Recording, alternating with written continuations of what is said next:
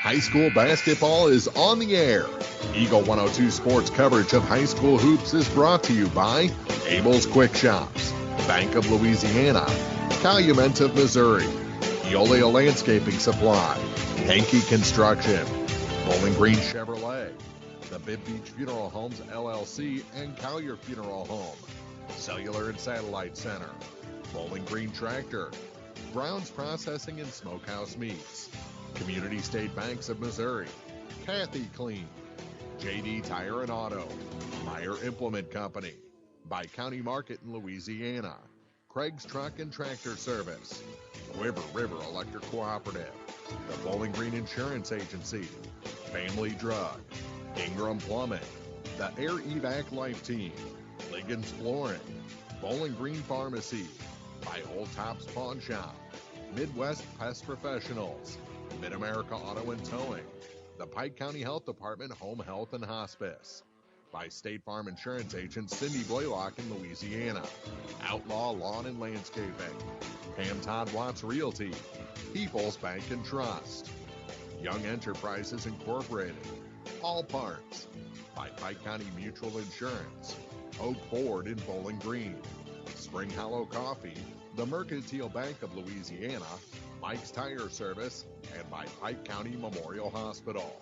Now, KJFM Radio presents coverage of high school basketball on your area sports leader, Eagle 102.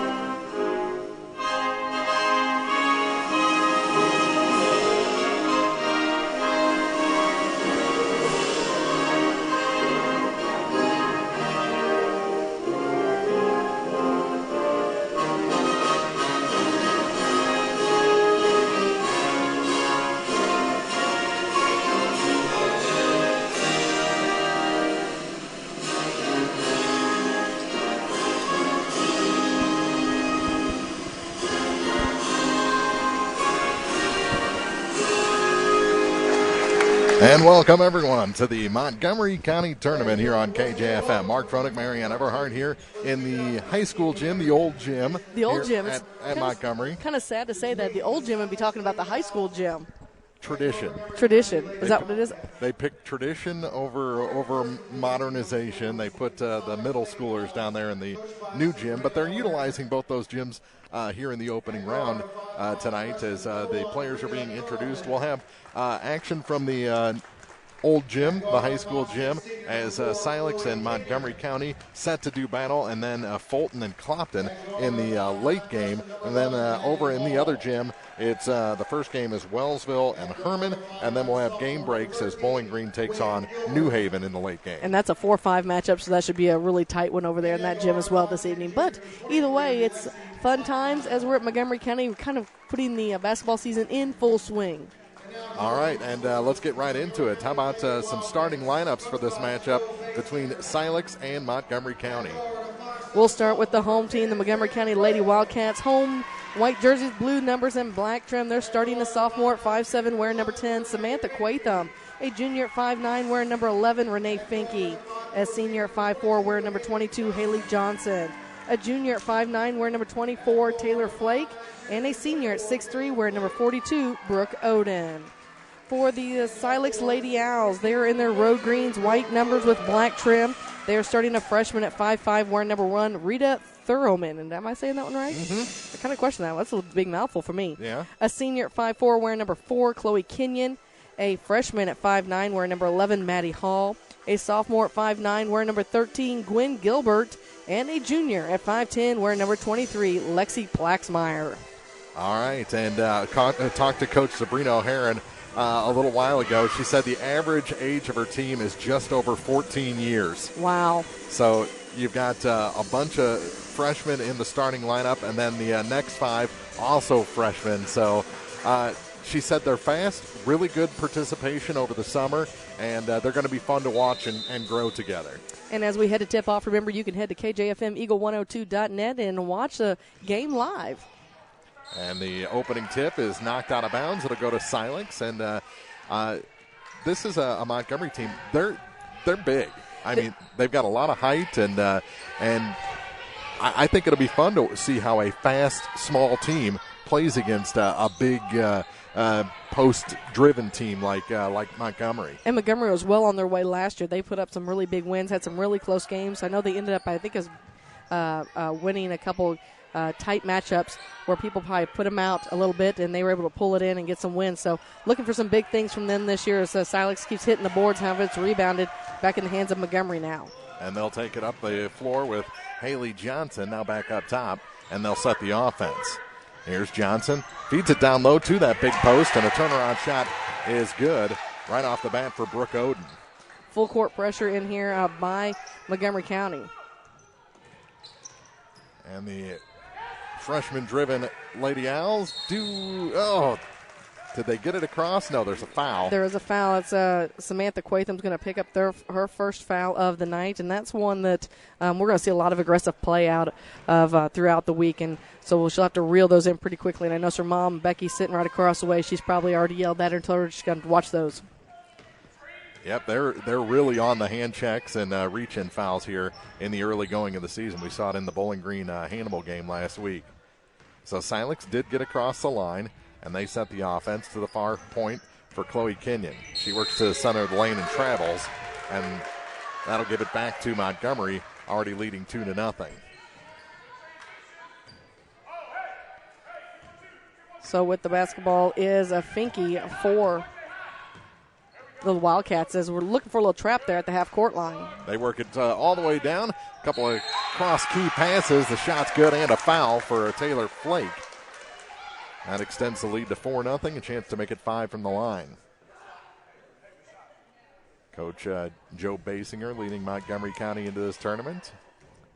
Know him from his time at Van Far, and that shot is no good.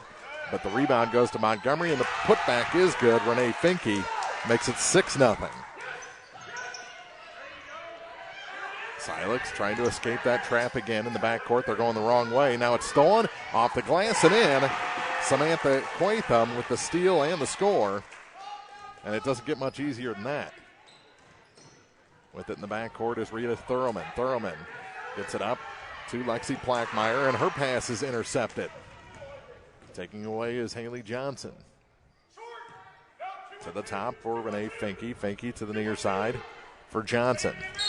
And Johnson is fouled by Rita Thurman. Second foul against Silex. And the first against the 5'5 freshman. They work it into the corner off the inbound for Finke. She drops it down low off the glass, and that one's good for Brooke Oden. So give her 4 on the night. Quickly, the score is 10-0. 5:42 to go here in the first quarter. Another steal by Montgomery. They'll set it up to the far side for Flake. Her shot's good from the corner.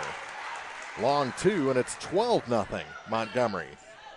And there's a travel at center court, as unable to turn around into a dribble was Gwen Gilbert.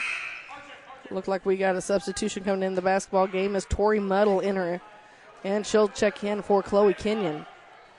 So the first substitution on the Silex side, a 12-0 run, and Montgomery has the lead in the ball. To the near side. They drop it down low. Center of the key, one touch. That shot no good. Rebound to the corner and out of bounds, and it's going to stay with Montgomery County. And they'll inbound from the near corner. Down at the end of the bench of Silex is, for the first time I think ever, Mark, we're actually calling a game from the stands. Yep. Normally we sit on the stage. I just love being at center court, being able to take in all the action. That shot no good off the glass. Rebound to the corner and out of bounds. Or are they going to call a foul? No, they're calling out of bounds, but it's a good hustle in there by Maddie Hall. She just happened to have her head across the line down there. Now, if it was just her ponytail out of bounds, I think it counts. It's part of the body, right? It is. Josie Holtzclaw just checked in the basketball game for Montgomery County. They work it to the far side. Here's a three. That's a little too long off the back iron to the near corner and tracked down by the Wildcats. That shot off the glass, no good, but a foul going to be whistled on Plackmeyer. Silex just can't get off the defensive end right now. That is their third team foul. And at the line is Taylor Flake, 5'9" junior, and she hits the first one. 13-0, 4:52 to go in the quarter. Second shot, that one's also good. And into the ball game, Bailey Fisher for the Wildcats. She'll replace Brooke Oden. And I think if the game continues this way, we're going to be seeing a lot of the bench for Coach Basinger. To the far side as they pull off the pressure, up by 14. That off the hands of Tori Mudden, out of bounds, back to Montgomery with 4:41 to go. And that's the fifth turnover for Silex here in the first quarter. Up the floor with it is Renee Finke. And travel called on the far side on Holtzclaw. The 5'3" sophomore turns it over back to Silex, nearing the midway point of the first quarter. Said she did a little shuffle there. Little shimmy, maybe? Little shimmy, little shuffle. With it is Thurman for the Lady Owls. Trying to deal with a defender, gives it off to Plackmeyer. Plackmeyer all the way to the baseline, was cut off there by a couple of Montgomery County players. She'll get it off to Maddie Hall. Maddie Hall from the free throw line kicks it back. Rita Thurman. She'll pull back and reset the offense. She's facing the wrong way against Holtzclaw. And a 5-second call. I tell you what, Montgomery had good man-to-man defense there. They were able to be basically face guarding there, but were able to do it without getting any fouls. 4:03 to play in the first. Cross the line with it is Finke. She'll take it far side for Holtzclaw. Tried to get it center of the lane. It's tipped and taken away by Silex. Ball goes to the floor on the offensive end, and Thurman takes over. And she traveled. Actually gave a pass to Maddie Hall, and Maddie Hall whistled for the violation. And into the ball game, Taylor Howard. Now, this is Silex's first game of the season, so probably take about a quarter to get the bearings about it as they stay in their zone defense here. And they're without Gradicke, who proves to be their top scorer this season, as that shot goes over the rim, turns into a pass, and putting it in for an easy bucket is Josie Holtzclaw. Do we give an assist on that? Well, I like it when they'll go over the rim and then all of a sudden the person on the other side puts it up. I think it should be an assist. Yeah. Plackmeyer pass to the corner, and they're going to call a foul against Lexi, I believe. Yeah, they're calling it offensive. No, they're not calling it on Maddie her. Hall. Maddie Hall. That's her first. Team's fourth. And Quatham back in the ball game, replacing Finke. 16-0 here in the first quarter. 5 minutes gone. Johnson back up top and around to the far side for Quatham. Center of the lane. That shot off the glass is good for Bailey Fisher. I tell you what, Montgomery's doing a great job of spreading the basketball around. So far, all but two players have scored for them so far here in the first quarter, and it's 18-0, 2:50 to go here in the first. With it is Howard. Trouble. Boy, that defense is just tough. Off the fast break, that one rolls off the rim, and on the rebound, we have a travel call. Samantha Quatham went to go up after getting on the rebound. She kind of got tied up there a little bit in the defense, came back down. Unfortunately, there's the travel there. But, Mark, we're seeing why Montgomery County picked up the number 2 seed. Yeah, they are pretty talented. Not a real deep bench, just 4 players available for substitution. But those 4, the 9 that they have dressed out for this game, a pretty good 9. Well, and how many years did we watch with Clopton play with 9 or 10? Yeah, definitely. And a timeout taken by Coach Sabrina O'Haron and the Silex Lady Owls with 2:21 to play in the first. You're listening to the Montgomery County Tournament on the Eagle 102. Hi, this is John. I'm one of the pharmacists you see at Family Drug in Louisiana and the Bowling Green Pharmacy. We're right here with personal and prompt service, giving you the answers about your medications. If you're new in town, come get acquainted. If you're one of our regulars, thank you. You are always welcome to come in and just say hi. The right people, the right service, right downtown. Family Drug, 3rd in Georgia in Louisiana, and the Bowling Green Pharmacy on the square in Bowling Green. Area high school sports on Eagle 102 is brought to you by Craig's Truck and Tractor, Old Tops Pawn Shop, and Brown's Processing. So far, an 18-0 run for Montgomery County against the Silex Owls to start this Montgomery County tournament. And not a huge crowd here, but a good crowd. They'll make their way in this evening. You know, Montgomery doesn't have school on Monday, so it's not like the student body could just stay after and watch the game. So they're all having to make their way here. With it on the far side, the Owls put up a shot a little long, and the rebound taken by Montgomery.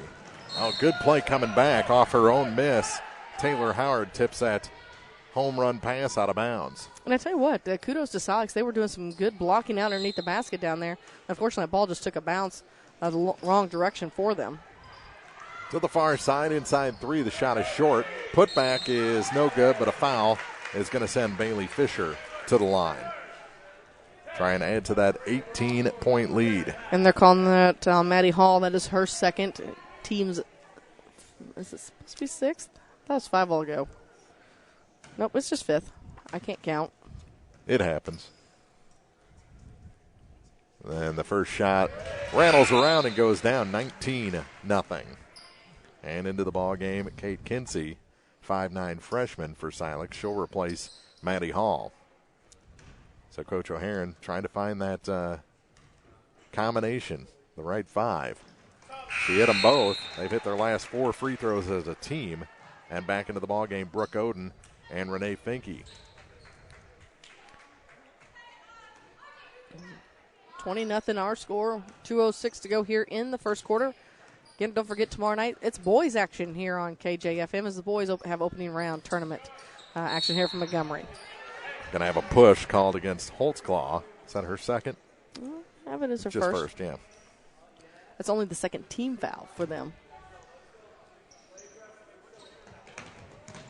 And Mudd gets it into the backcourt for Plackmeyer, and her pass is tipped and stolen by Holtzclaw. 2-on-1. Put it off the glass, and good. Rolled down. And a lot of fast break points. And that's not something I expected against a bigger team like Montgomery. You know, talking to some of the coaches in the area in the preseason talks with them, they all were pretty well prepared for Montgomery to be a team that had to be reckoned with. Blocked there by Oden. Silex gets the loose ball back. Plackmeyer at the point is bothered. She'll take it to the far side. And Gilbert called for a travel. Did a little ball fake and faked herself out. Yeah, got that foot moving just a little too quick there. Got excited, saw the baseline. That's the 10th turnover here in the first quarter for the Owls. Lob pass down to Oden on the baseline. About 12 feet out. Gives it inside. Shot off the glass, no good. And the rebound out of bounds is going to stay with Montgomery. As I say, it was tipped away from Bailey Fisher. And Taya Williams, 5'4" freshman, comes in for the Owls.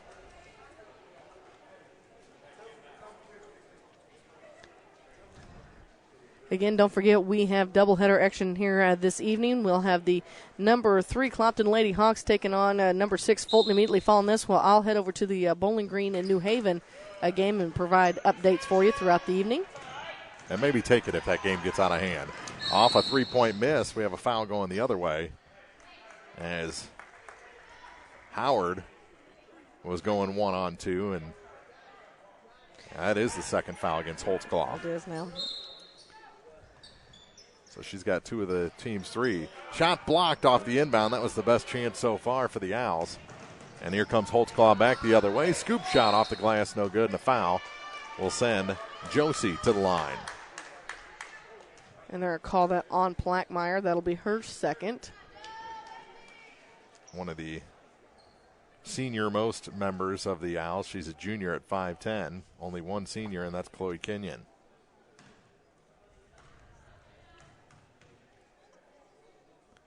And the first shot's no good. That break a string of 4 in a row from the line.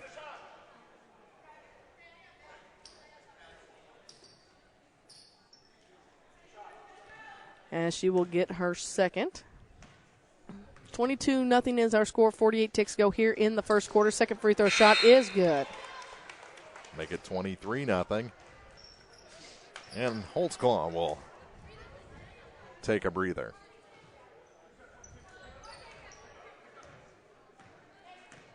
Up the floor with it, Taylor Howard looking to break this goose egg on the scoreboard. Almost a trammel on Tori Mudd. Now she starts her dribble.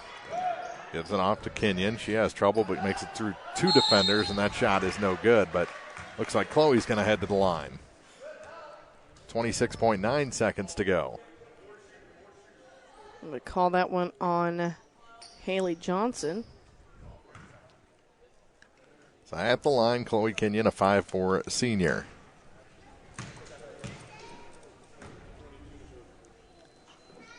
And the first shot rattles down, and Silex is on the board.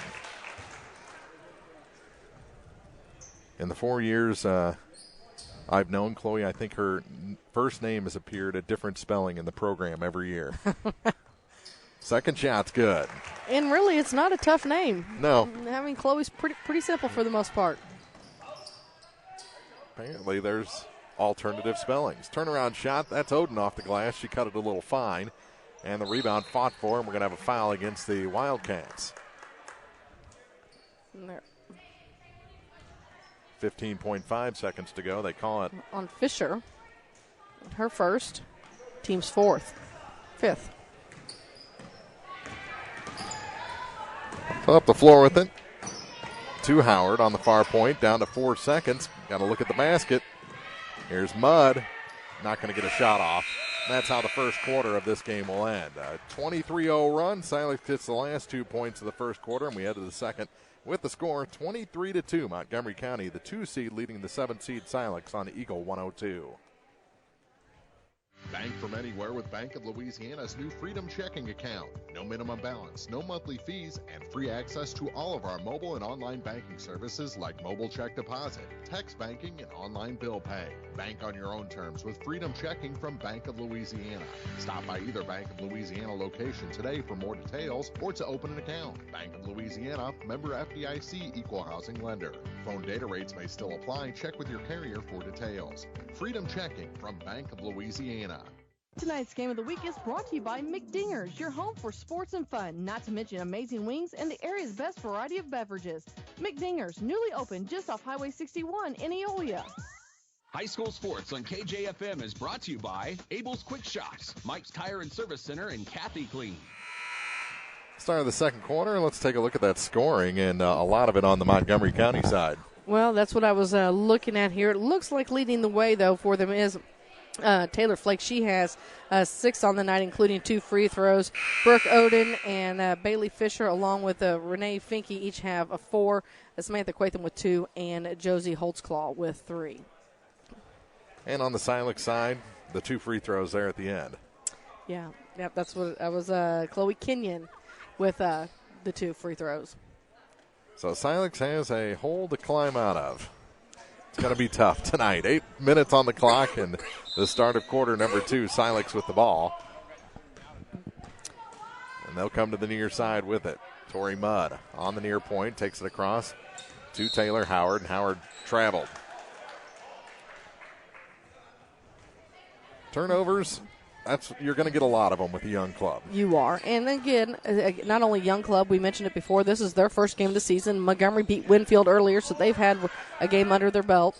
Spin shot no good, and then a spin save is thrown into the student section.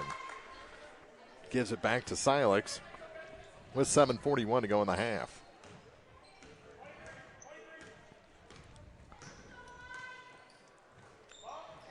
With it is Tori Mudd back to the top for Taylor Howard. The Mudd again, she'll chuck up a 3, kind of a line drive. Goes off a Montgomery hand and out of bounds. As I was saying, it looked like Josie Sexton reached out to try to stop it. It just bounced off her arm with so much force and went out of bounds. That one hits the side of the backboard, and the rebound fought for and coming away with it is Meredith Rogers for Montgomery. Hard off the glass and in. Didn't see who got that. It looks like that was Finke again. 25-2. Here's Taylor Howard over to the far side for Tori Mudd as Silex tries to work the perimeter. That's what they're going to have to do. They're going to have to hit an outside shot to open anything up inside. Now another steal. And the pass too long. That'll give it back to Silex with 6:50 to go in the half. And back in the ball game, Lexi Plackmeyer. So Silex at least has a nice deep bench so they can rotate in fresh legs. I don't know if they'll get a chance to wear Montgomery down at all to where they might fall back into a zone defense. But through the hands of Kenyon and back to the Wildcats.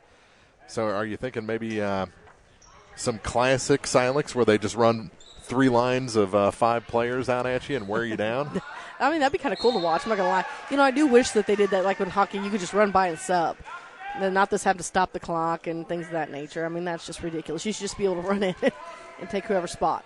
Jump over the boards. Unfortunately, that's Plackmeyer's third foul. They need her to stay in this basketball game, their experience. So Gwen Gilbert checking back in the basketball game for her. And to the free throw line is Rogers. And her free throw is a little tall on the front half of a 1-and-1. And Silex with the rebound. Tori Mudd with it. To the far side for Kinsey. Her 3 is offline. Shot on the putback is good. And a foul. And to the line to try and complete the 3-point play is Taya Williams. Well, and that was the first field goal of the night for Silex. Picking up her first foul is Josie Sexton. 6-foot senior. And the free throw is good. So Silex a perfect 3 for 3 from the line. And the Montgomery lead trimmed to 20. Lob pass too long and taken away by Tori Mudd. So a nice little section of this game put together by Silex, and that's what you got to, you got to win minutes. That's right. And really taking advantage of these turnovers. I mean, I don't know if Montgomery County's decided to start rushing their passes or what, but they've had several turnovers here in the second quarter that we didn't see in the first. Backing up, shot no good. Rebound picked up by Chloe Kenyon. And then you have Kenyon, who's 5'4", coming in there amongst all the trees and pulling down those rebounds. Mudd gathers a loose ball in the offensive end, swatted away again and stolen, and we're going to have a foul against Silex on a reach-in. Tori Mudd. That's her first. Team's 8th. And another 1-and-1 coming for Montgomery. Back into the ballgame, Taylor Howard, 5'3" sophomore. Going to the free throw line for the 1-and-1 is Rogers again. 5:37 to play in the half. And the shot goes up. And too long off the back iron. The rebound, though, to Montgomery, and picking it up. And the putback is Taylor Flake, and a timeout taken by Coach Basinger and the Wildcats. With 5:33 to play in the half, you're listening to the Montgomery County Tournament on Eagle 102. The human body can run like a well-oiled machine, but just like machines, they occasionally need attention. A lot of times, because of accidents, injuries, or even general wear and tear, the body breaks down. That's where Pike County Memorial Hospital's physical and occupational therapy services can get you back to normal, daily activities. Don't let pain keep you from enjoying life. Let the team at PCMH focus on your recovery so you can focus on what matters to you. Pike County Memorial Hospital. Community-owned, nationally known. High school sports on KJFM is brought to you by Bib Beach and Collier Funeral Homes in Liggins Flooring. 5:33 to play, 27-5. Montgomery County leading Silex here in the first half. Tori Mudd to trigger the inbound after the timeout, and she gets it to Taylor Howard. Howard loses control, and it goes out of bounds on the far side. Good defense that time by Haley Johnson. H-A-E-L-E-Y. Haley. Unique spelling. And Renee Finke with it for the Wildcats. Works it center of the lane. Puts it on the floor. One shot off the glass is good for Josie Sexton, a 6-foot senior, to extend that lead to 29-5.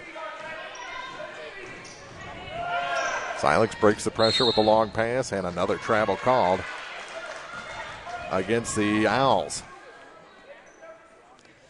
16th turnover for the game for the Owls. They're young.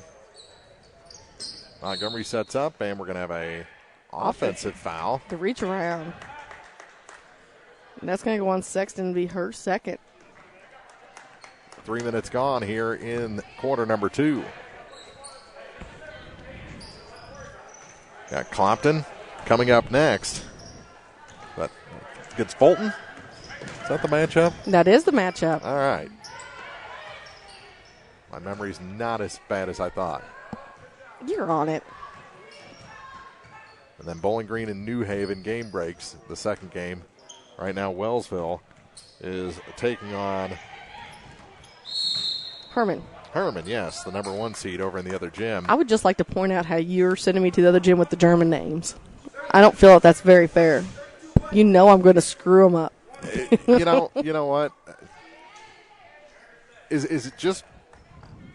It's interesting to me that they're the Shamrocks and all the names are German. Yeah, between them and New Haven, I chop them up every year. More times than not, and usually they get called by their first name. Gilbert goes to the line for Silex with 4:35 to go. As Sexton picks up her third foul. And the first shot's no good for Gwen. She kind of walks into her free throws. It's interesting. Pass down low, shot off the far iron and out. And Quatham smiles. She knows she picked up that foul. That's her second. And we'll walk to the other end. 4:25 to go. And back in the ball game, Maddie Hall for Silex. Don't forget, we got your Cellular and Satellite Center halftime report for you coming up here in about 4 minutes and 52 seconds, assuming the clock doesn't stop, which we know it will. It will. I don't think it's going to stop much in the second half of this game. No. And the shot is no good. Missed by Kate Kinsey. Rebound taken away. And here comes Montgomery up the floor. With it is Holtzclaw. Almost drug that foot. Takes it to the far side for Quatham. She backs up. With the pass to Rogers. Back to Quatham on the far point. To the post. Turnaround shot. And that one's no good for Oden. And on the rebound, a foul whistled against the Lady Owls. It looks like it's going to be against Taylor Howard. Yeah, I need to flip my book over here. I was like, wait, that name doesn't look familiar. So go back. Her first. Both teams with 9 team fouls now. And the free throw is too long. And the first by Fisher. They've kind of gone cold here in the second quarter. They're 0 for 3.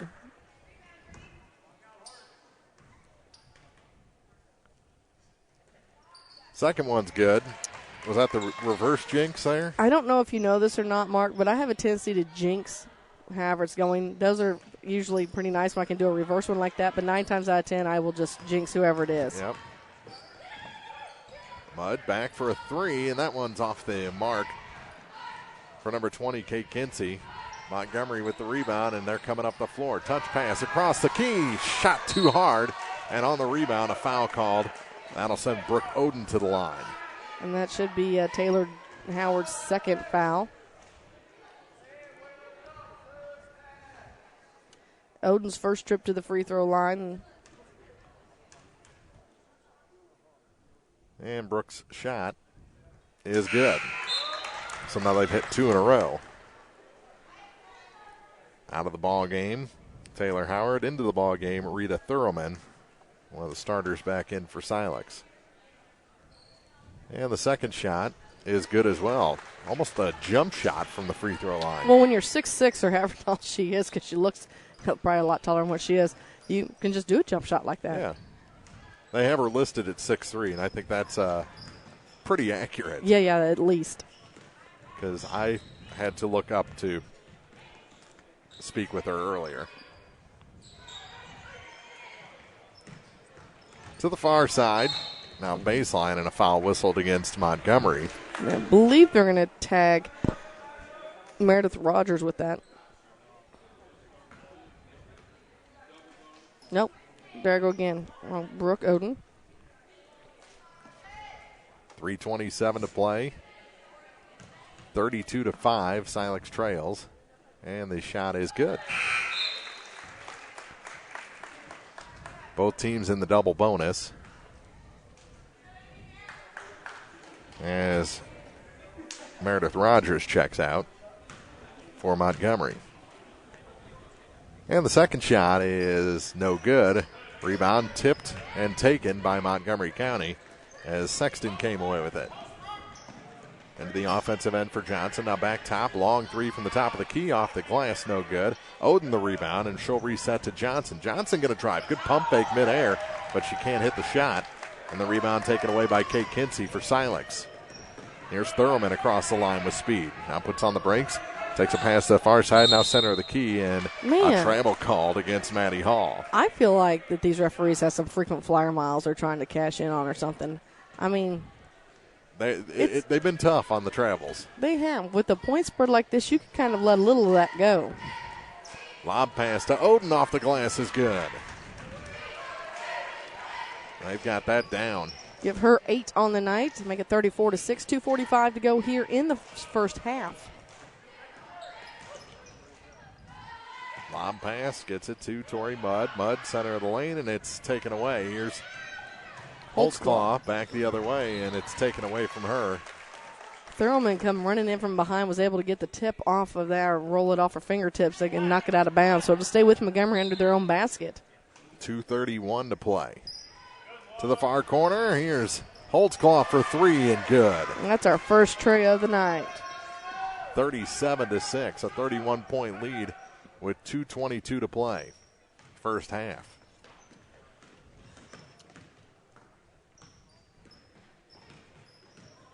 Two Silex players run into each other, trying to run the offense to the baseline. Thurman. Center the key for Mudd. She had trouble accepting the pass, now has it back. Back to Thurman again. Yeah, I think they let her get away with a bit of a travel there. See, they were listening to me. Yeah. To the near corner, and that three is off the mark, and the rebound is tied up. Good job coming in by Kate Kinsey. But the arrow favors Montgomery County with 1:51 to play.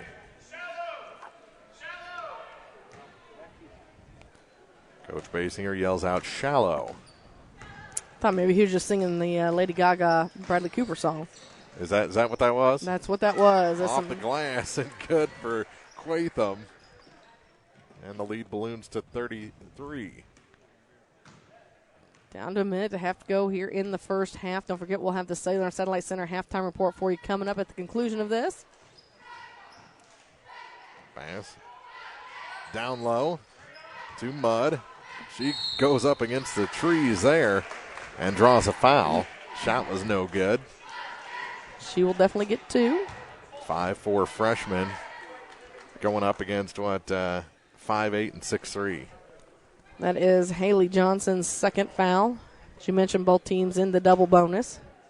I think Fisher's a little taller than 5'9". Yeah, maybe a little. Shot off the mark on the front, or the first of 2. We've got a sub coming into the basketball game now. As Carson Harlan checks in the ball game for the Owls. Our first action of the night, replacing Maddie Hall. Mudd with one more opportunity from the free throw line. And that one's off the glass and good. 39-7.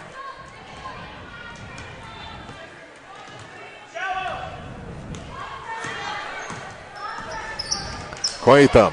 Oh, everything just opened up for her, and she took it right to the hoop and scores. No mistake from Quatham. She slowed down about the top of the key, was able to find the hole, and went in for that left-handed layup. Free throw line. Mudd kicks it back to Thurman. Over to the far side now for Kinsey. Kinsey at the baseline now. Dribble taken away, and she finds an option at the top for Thurman. Here's Mudd for 3. That one's short. And the rebound picked up by Brooke Oden. 35 seconds to go in the first half. I heard Coach Basinger yell one shot, so we'll see if they're going to pass it around or exactly what the plan here is. Quatham with 25 on the clock. Back up top. Now for Johnson. From the free throw line, her shot is good. So I say girls usually aren't that patient. No. 15 seconds to play. 43-7. Final 10 seconds. Silex had it at the end of the first. Couldn't get a shot off. See what they do here. Pass tipped. Loose. Quatham. 2 seconds. Will they get the shot off? Yes, they will, and it'll count. Josie Holtzclaw at the buzzer with a layup to make it 45-7 after 2 quarters of play. Cellular and Satellite halftime show coming up after this. It's Montgomery County tournament coverage on Eagle 102. The Eagle 102 halftime report is coming up, sponsored by Cellular and Satellite Center. Cellular and Satellite Center is the only stop you need to make when it comes to satellite providers, offering DirecTV and Dish Network along with antenna installs. Wait, there's more. They also offer several options for internet service with Viasat, HughesNet, and AT&T. Hold on, there's still more. They can also do security system installations, have TVs in stocks, mounts, and cables. Now a special message from Matthew Niemeyer himself. If you call an 800 number and they say we will be the local installer, they are wrong. Contact Matthew at Cellular and Satellite Center in Bowling Green, your local authorized dealer. When you're ready to purchase your next vehicle, visit Pogue Ford in Bowling Green and enjoy your next buying experience. At Pogue, they go the extra mile to make sure you walk away with more than just a car or a truck. They'll give you an automotive home. Pogue Ford has the new or pre-owned vehicle you're looking for, and if they don't, they'll find it. Plus, they're available for all your automotive service needs. Pogue Ford, Business Highway 61 in Bowling Green. It's good to aim high, and sports can help children reach their goals. Join Pike County Mutual Insurance in Bowling Green and Farm Mutual Insurance in supporting local athletes. Be sure to catch all the action this sports season. Pike County Mutual Insurance salutes young local athletes and wishes them well. And they look forward to protecting these young adults with strong insurance coverage during what is sure to be a bright future. Pike County Mutual Insurance in Bowling Green.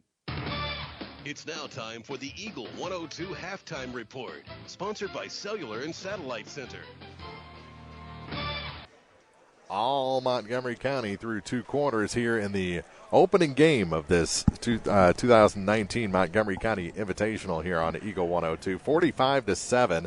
And between the height of Odin and the speed and shooting ability of Quatham, this is a pretty stout Montgomery County team. Yeah, it is. And I tell you what, Montgomery County has done a really good job of taking care of the ball. 3 turnovers each quarter, so obviously they have 6. If you're ready for some stats, I can run down for you a few of them.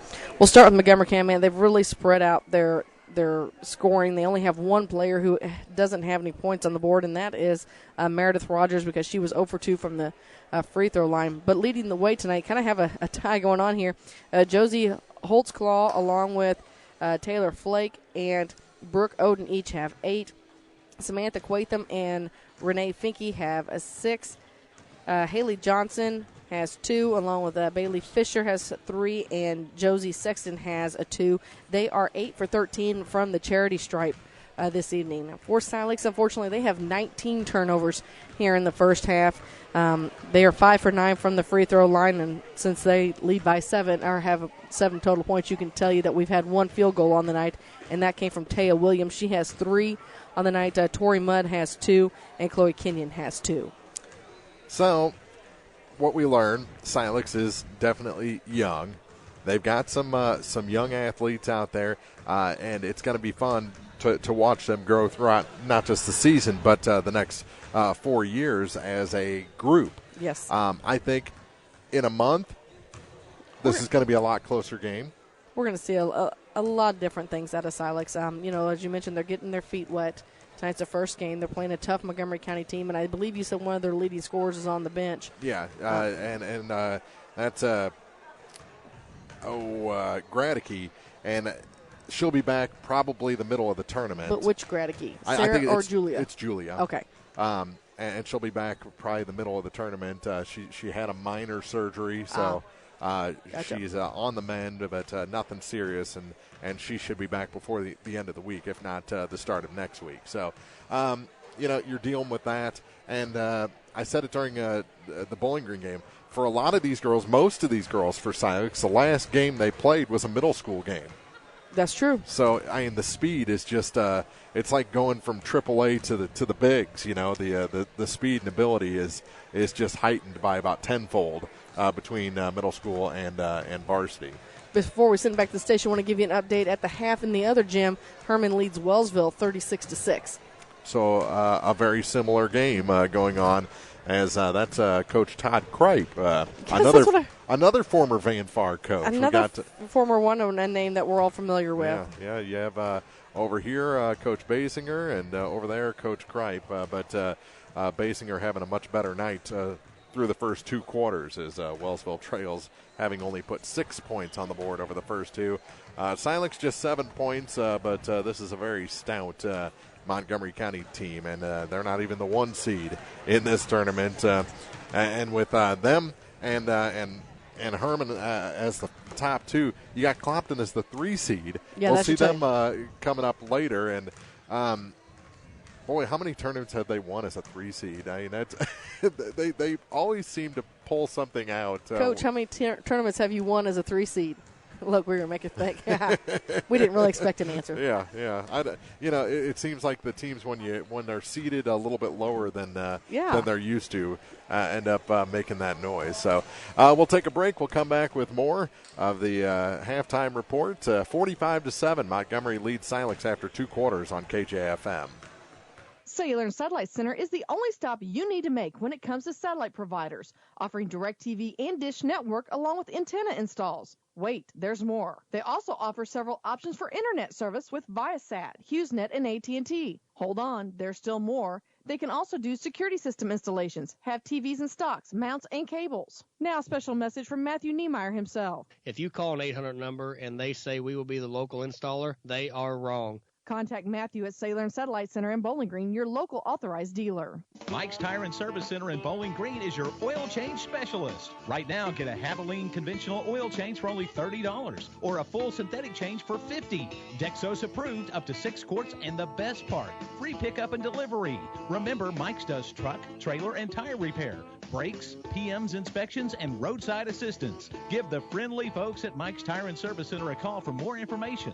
324-3389 or stop by and see the gang at 915 Business Highway 61 in Bowling Green. Bowling Green Tractor wants to change the way you think about yard work with their Ego 56-volt ARC lithium battery-powered lawnmowers, weed eaters, blowers, trimmers, and chainsaws.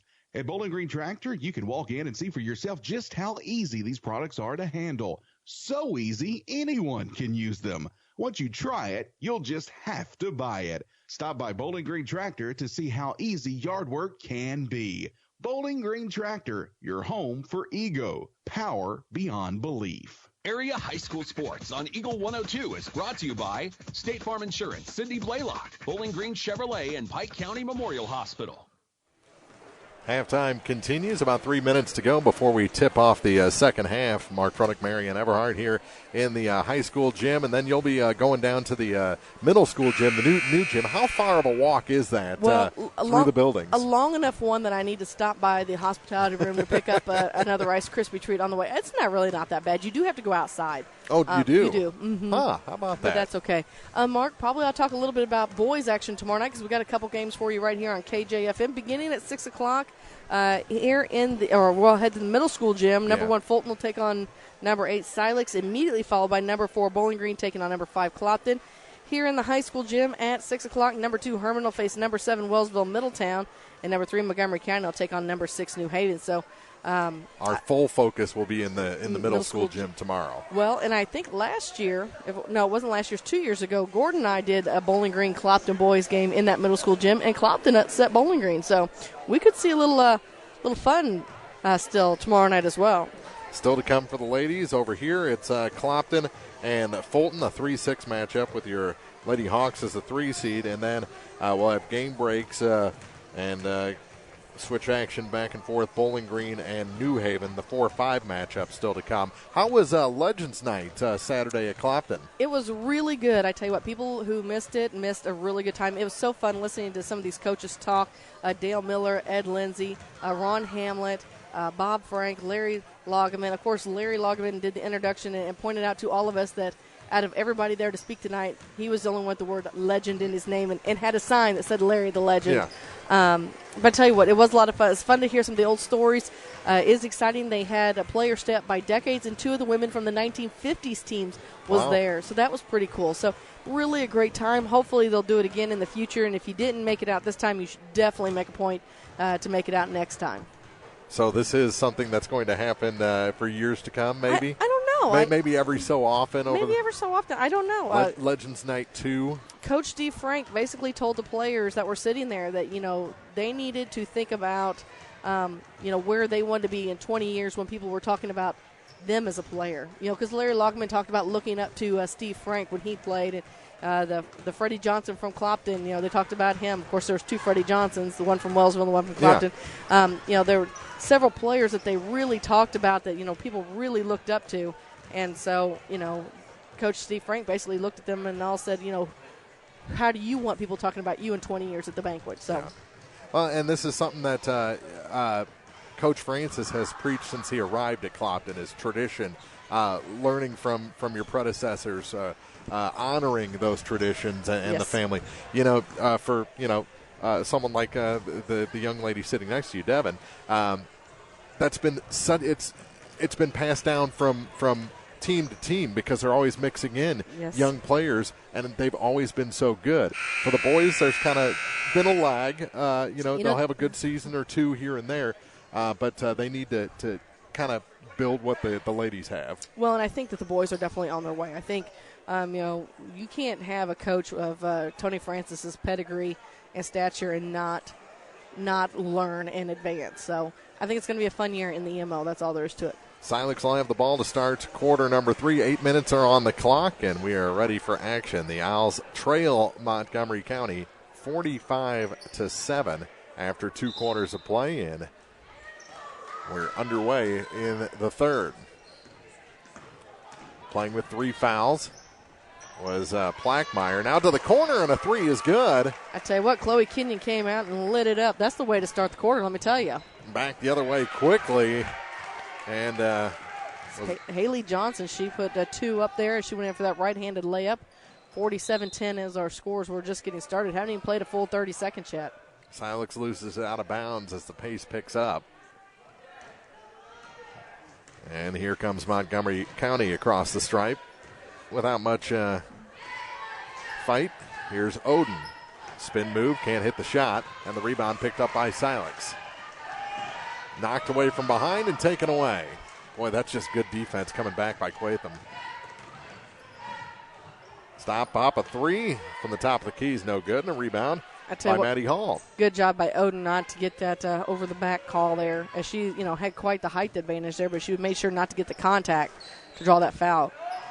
And a big block at the other end as it's knocked away from Gwen Gilbert. Gilbert was driving that baseline, but I tell you what, she really entered the trees as she drove there along the line there with Oden. From the high blocks, that shot's good for Taylor Flake. And I believe Flake was the one who got the big block. She's got to be, 6'1" or so, if not 6'2". They've got her at 5'9", and I think that's they're cheating her there. I think they're cheating her. She may have had a growth spurt since summer camp or something. Chloe Kenyon went for the 3 again, drew the foul, and got it. So she's going to head to the free throw line and get a chance to shoot a 3. Picking up her 3rd foul was Haley Johnson. Minute and a half gone here in the 3rd quarter. Meredith Rogers getting ready to check back in for the Wildcats. And Kenyon at the line. 5'4" senior misses the first.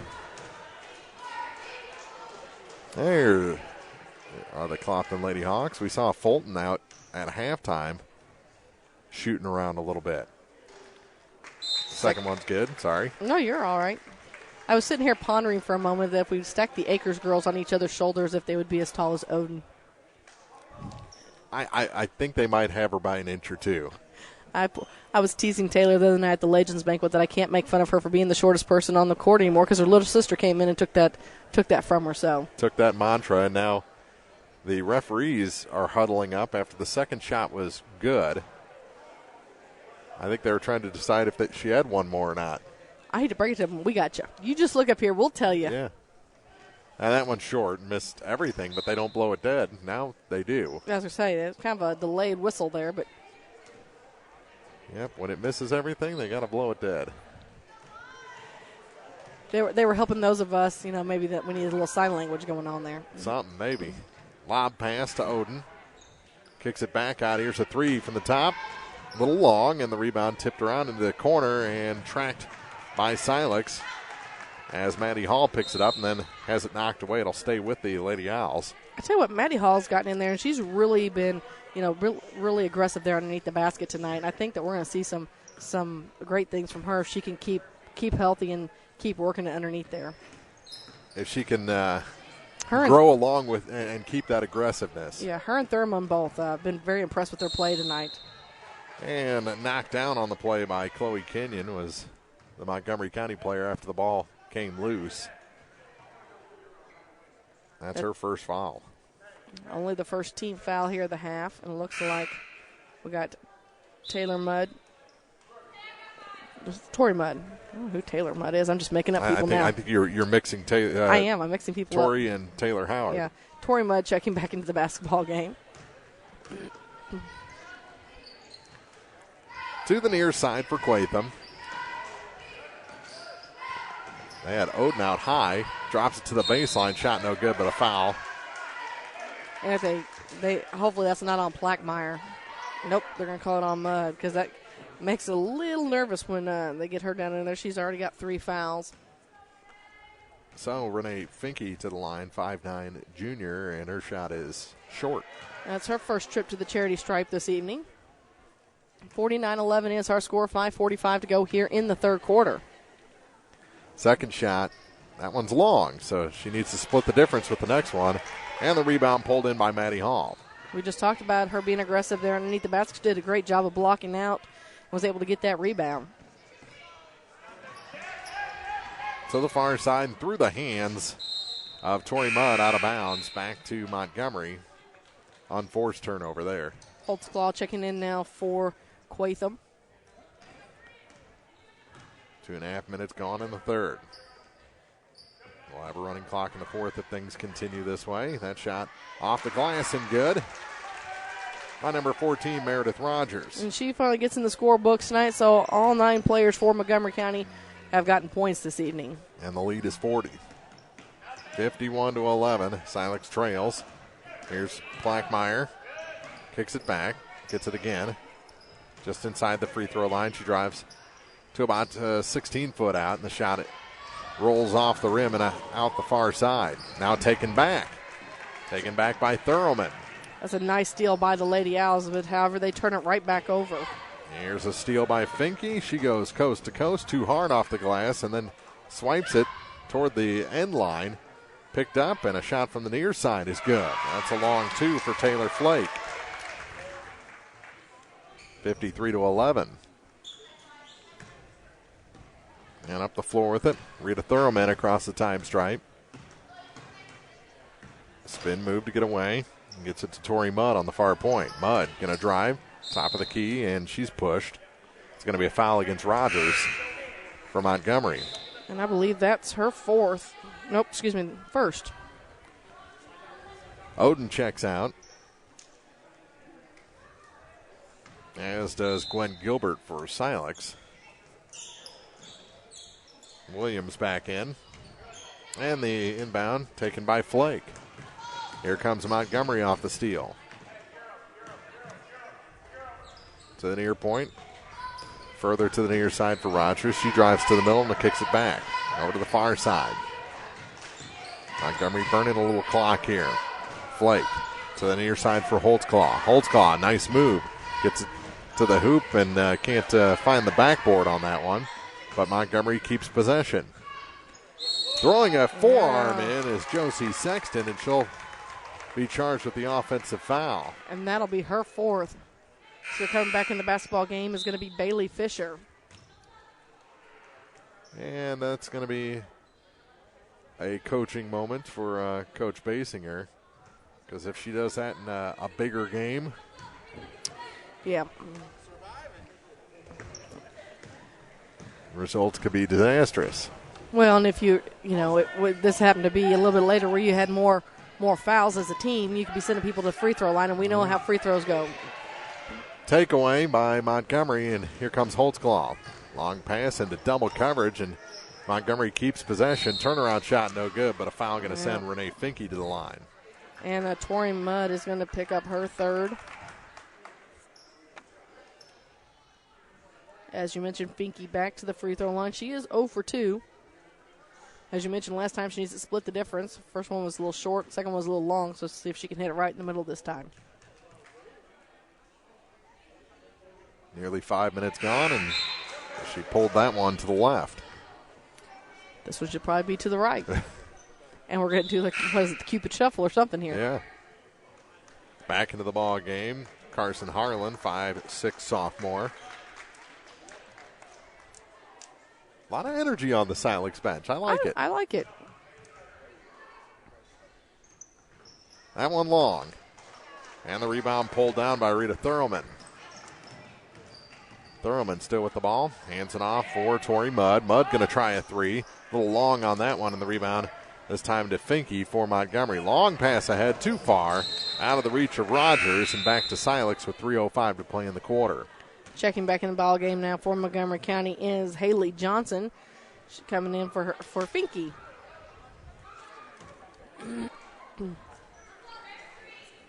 No monuments to Finke after that pass. You were waiting for it, weren't you? I was. Here's Blackmeyer. He's a funny guy. Yeah, to the near side.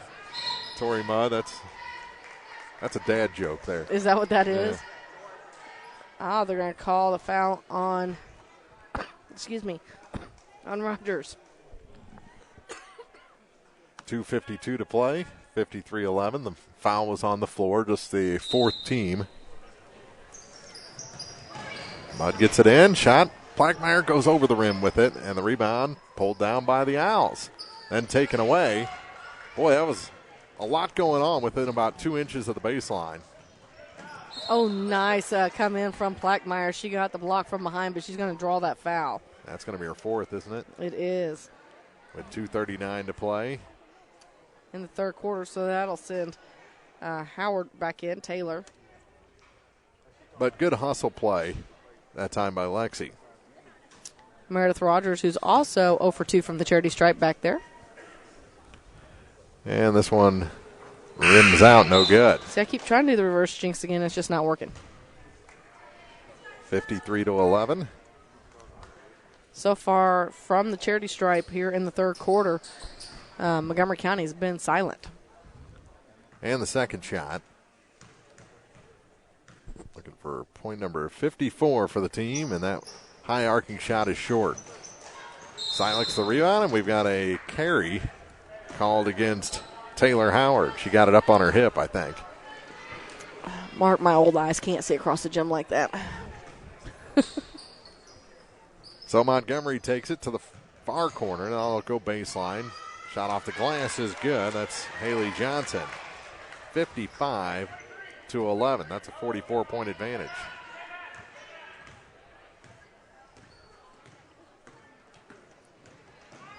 Thurman take it coast to coast, and that one no good.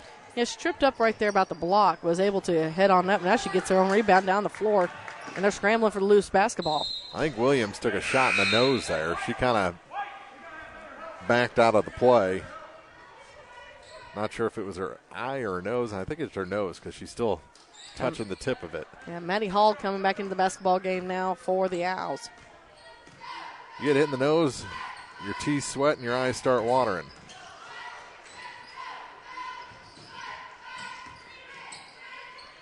Almost a travel. Now pass to the far side for Fisher. Back up top for Flake. Flake to the near side for Holtzclaw. Holtzclaw lobs it down low. Shot off the glass. Good backdoor pass to Taylor Flake to make it 57-11. Down to a minute 38 to go here in the third quarter. We'll have a running clock in the fourth. Minute and a half to play in this opening round game's third quarter.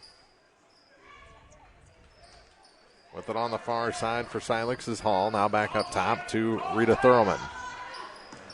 Thurman drops it off for Taylor Howard. Howard at the point. Goes to her dribble and runs over her defender. And an offensive foul called, drawn by Josie Holtzclaw. And that'll be Taylor Howard's third.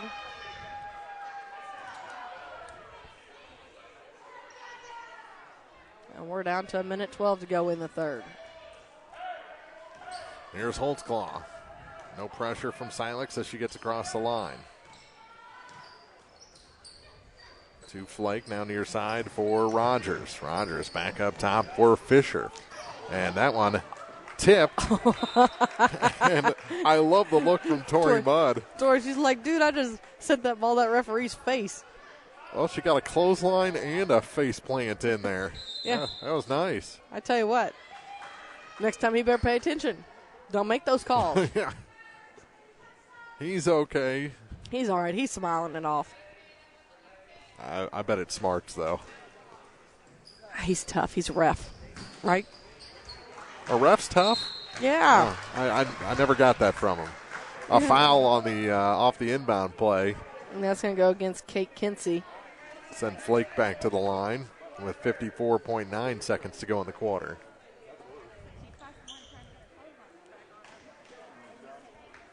So we'll see if she can get the Wildcats off the free throw slide, and she does. 58-11.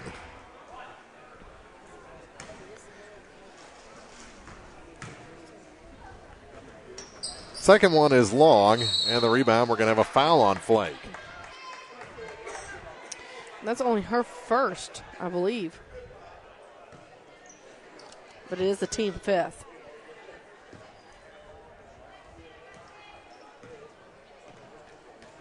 And up the floor with it is Rita Thurman. It's an near side for Tori Mudd. Mudd goes for a dribble, now gives it up.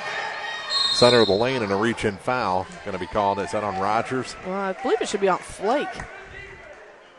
I believe she was the one that did the reach around, and that is her second. 24, not 14. I think she had her. Yeah, those ponytails, they get you every time. Yeah. That's only the sixth foul, so take it out underneath their own basket.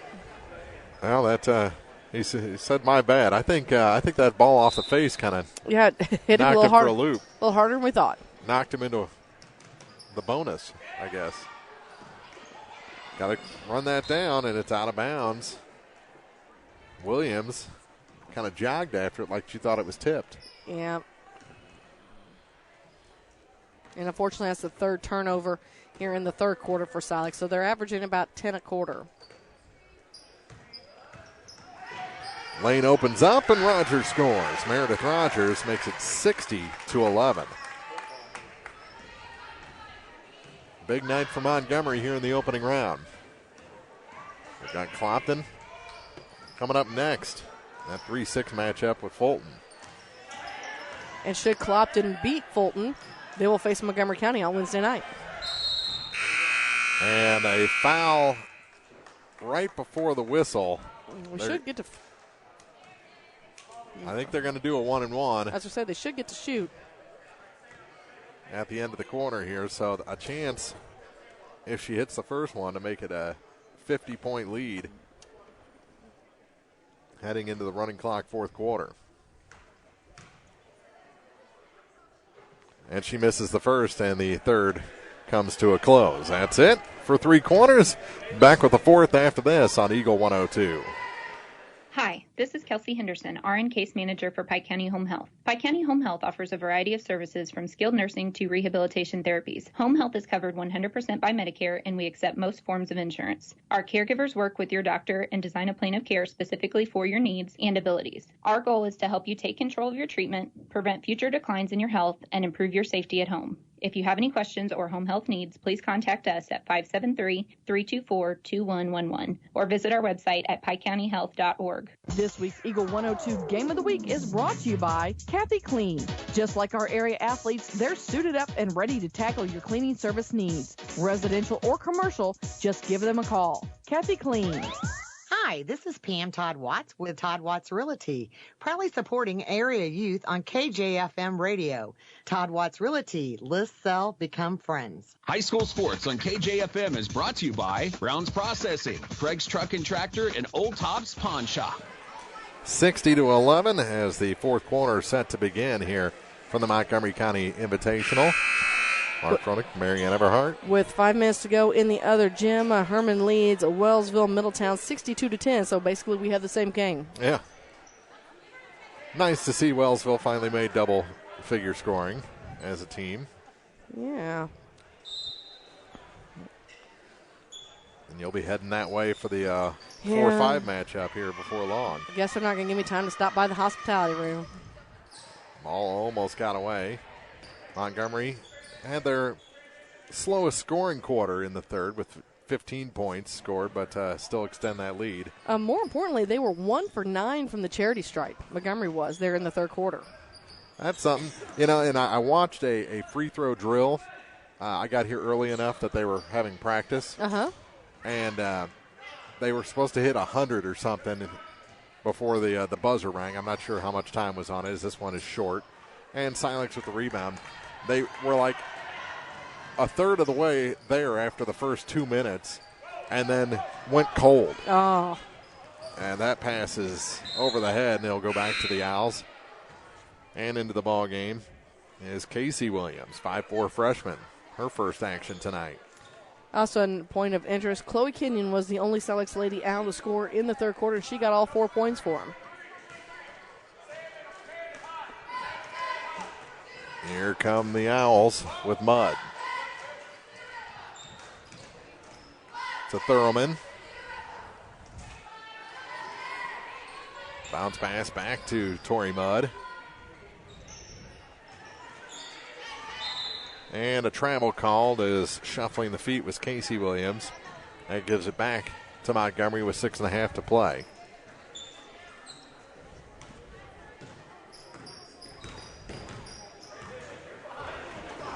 Montgomery acted like they were going to shoot the three. Now they'll just run a perimeter offense, try and run some of this clock down. Quatham with it to the near side. On the dribble is Finke, kicks it back. Back to Fisher, and now just this weave offense going on. I know Jim Ross really likes the weave. Is that his favorite? It's his favorite of all time. Quatham to the hoop and scores. He really enjoys it. He likes to talk a lot about it, too, so if you ever want to ask him about it. Jim, probably listening or watching tonight on KJFM Eagle102.net. Yeah, I'm waiting under the weather. I'm waiting for my phone to light up. Yeah. And you decide to attack. I got to kick a man while he's down. That's all there is to it. Going after the wounded animal. Got to get my licks in where I can. It's going to be a long season. Uh-huh. All the way back to Taya Williams. Now for Tori Mudd. Mudd gives up her dribble. Now gives it to Rita Thurman. Thurman works it inside to her knees as Maddie Hall and kicks it back to Thurman. Now for Mudd. 5:11 to play. Rita Thurman on the near side. Kicks it back again to Williams. To the other Williams, Casey. And to Rita Thurman at the top of the key. She tried to work down and is fouled on her way to the hoop. And the foul will go against Meredith Rogers. And it's her third.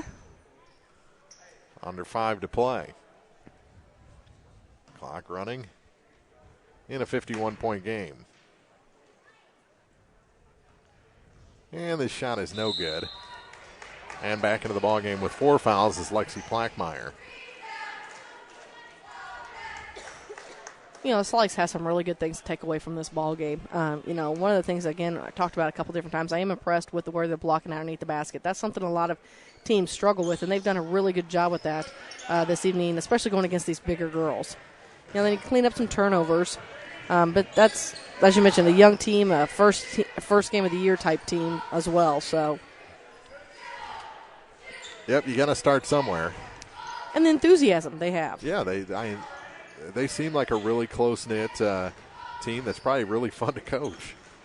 They try and work it down low. It's off the face of Bailey Fisher, and here comes Silex up the floor with it. Blackmeyer with 3:49 to play. Kicks it near side. And that pass almost intercepted. Now picked up by Maddie Hall. Hall back for Williams to Plackmeyer, and she has it knocked off her hand out of bounds with 3.5 to play. And back into the ballgame, Gwen Gilbert. And Montgomery going to put 4 new players on the floor. We got a final from the other gym. It was 67-10. So Wellsville knocked into the consolation side of this bracket. That shot off the glass and good. Plackmeyer with 2.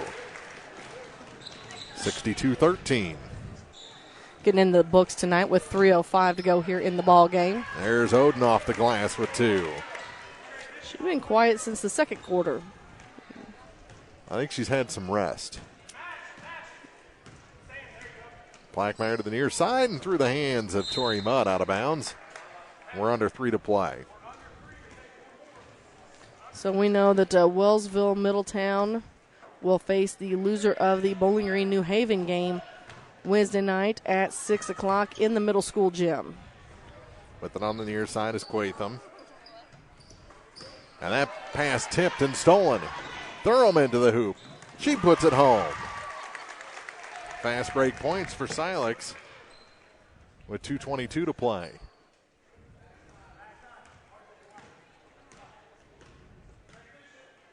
Here's Quatham again for Montgomery. Gives it up to Flake now for Josie Holtzclaw. Oh, good backdoor pass again. Connects with Flake. That's 2 more on the board. And we're going to have changes on the fly almost here. Well, no point in stopping the clock with 1:55 to go. Minute 48 remaining. Yeah, I know they've already, they're starting the clock in the other gym, so they're liking to run ahead of schedule a little bit. So I'll cut out here before the post-game show and get over there and get set up. Hopefully leave you some stats that you can read. I think we're going to be okay.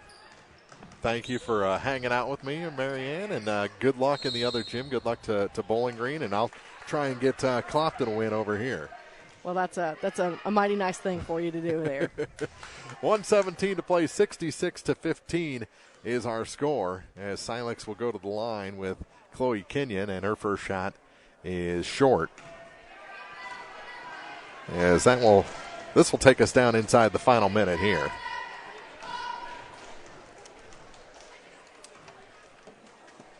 Second shot, and that one's short. So Kenyon misses them both. And we're down to 48 seconds, and everyone's going to look confused for about 15 seconds, get us down inside the final 30. Oh, Silex got it back. Here's Thurman. Thurman gives it to Kenyon. Chloe back to Lexi Plackmeyer at the top of the key, 30 seconds to go. She'll take the backup 3. That's off the mark, and the rebound pulled down this time by Bailey Fisher. Fisher's going to, or Holtzclaw will get it and take it slowly up the floor. They'll back up. Down to 12 seconds. With it is Meredith Rogers. Rogers just looking to kill the final seconds away. Johnson back to Rogers. 3 seconds on the clock. And the final of this one, 66-15. Montgomery County, a resounding win over Silex in the opening round of this Montgomery County tournament. We'll be back with the postgame show after this. It's the Montgomery County tournament on Eagle 102. The Eagle 102 postgame show is coming up, sponsored by Abel's Quick Shops. Here's one question that has no wrong answer. Are you going to choose the new Shell and Fuel Rewards card to be used at Shell stations, or the Shell and Fuel Rewards MasterCard that can be used everywhere MasterCard is accepted? With both, you save 10 cents per gallon up to 20 gallons every time you fill up. And you also earn 10% rebates on your first $1,200 in non-fuel purchases per year at Shell stations. See? You can't go wrong with either. Visit www.shell.us/getrewards and apply today. At participating Shell stations only. Terms and conditions apply. Hey, this is Tyler from Mid-America Auto and Towing. We have a constant rotation of new inventory, including cars, trucks, and SUVs. If we don't have what you're looking for, then we'll find it. Mid-America Auto and Towing is located off Highway 54 across from KJFM. We offer a minimum of 12-month, 12,000-mile warranty, state inspections, diagnostics, engine and brake repair, and preventative maintenance. Mid-America Auto and Towing just off Highway 54 in Bowling Green is a one-stop shop. For 24-hour towing and roadside assistance, call 324-9919. Like us on Facebook or check out our website at midamericaautoandtowing.com. When you support a locally owned pharmacy, you're contributing to the growth of the community. The dollars you spend stay right here to support our local community. Health Mart pharmacies are locally owned pharmacies. There's one right here. Health Mart pharmacists have a personal commitment to their communities because, just like you, they support their community. Health Mart pharmacies are locally owned and hometown proud. Louisiana is a Health Mart town. Family Drug Health Mart Pharmacy. The right people, the right price, right downtown. Health Mart, caring for you and about you. Area High School Sports on Eagle 102 is brought to you by Cellular and Satellite Center, the Mercantile Bank, and Bowling Green Tractor. Time now for the Eagle 102 postgame show on KJFM, sponsored by Abel's Quick Shops. Well, the final in this one, 66-15, as Silex drops their first game of the season here in the opening round of the Montgomery County Tournament to the host school and second seed Lady Wildcats. Going through the scoring for this one, only 2 players in double-figure scoring in this one as Montgomery County really spread it around. 17 points for Taylor Flake. She's the leading scorer tonight. 10 for Brooke Oden. 8 points each for Josie Holtzclaw and Samantha Quatham. 6-point night for Renee Finke. 4 each for Meredith Rogers, Haley Johnson. 3 points for Bailey Fisher and 2 points for Josie Sexton. As every player scores in the ball game for Montgomery County, as Coach Basinger really worked his bench in and out quite nicely tonight to spread out 66 points. For Silex, their leading scorer was 6 points as Chloe Kenyon. 3 points for Taya Williams. 2 points for Rita Thurman, 2 points for Tori Mudd, and 2 points for Lexi Plackmeyer to round out the scoring. So 66-15 is our final. And again, no problem for Herman, the number 1 seed, over in the middle school gym as they take out Wellsville easily in that opening round game. Not much to say. Silex, they did some good things. They've got some room to grow. Really, I think they're going to be an exciting club by the end of this season. Hopefully it comes together a little quicker, and they can put some competitive games together as they get into their regular schedule. The 1-8 or the 1-8, the 2-7, the 3-6, those just are tough matchups for a young team like Silex, and they showed their inexperience at times tonight. A lot of turnovers in this ball game for the Lady Owls, and that's something that Coach O'Haron can work on with Coach Lipsy and the rest of the crew over at Silex as we continue on in this week as they go into the consolation bracket and through the early part of this season with that young team. We'll take a break, and we'll turn it over to the pregame as Clopton and Fulton getting ready to do battle here in the high school gym on Eagle 102. Here's one question that has no wrong answer. Are you going to choose the new Shell and Fuel Rewards card to be used at Shell stations, or the Shell and Fuel Rewards MasterCard that can be used everywhere MasterCard is accepted? With both, you save 10 cents per gallon, up to 20 gallons every time you fill up. And you also earn 10% rebates on your first $1,200 in non-fuel purchases per year at Shell stations. See? You can't go wrong with either. Visit www.shell.us/getrewards and apply today. At participating Shell stations only. Terms and conditions apply. Hello, everyone. This is Mark Gooden from Community State Bank of Missouri in Bowling Green and Troy. On behalf of the officers, directors, and staff, we would like to extend our holiday greetings.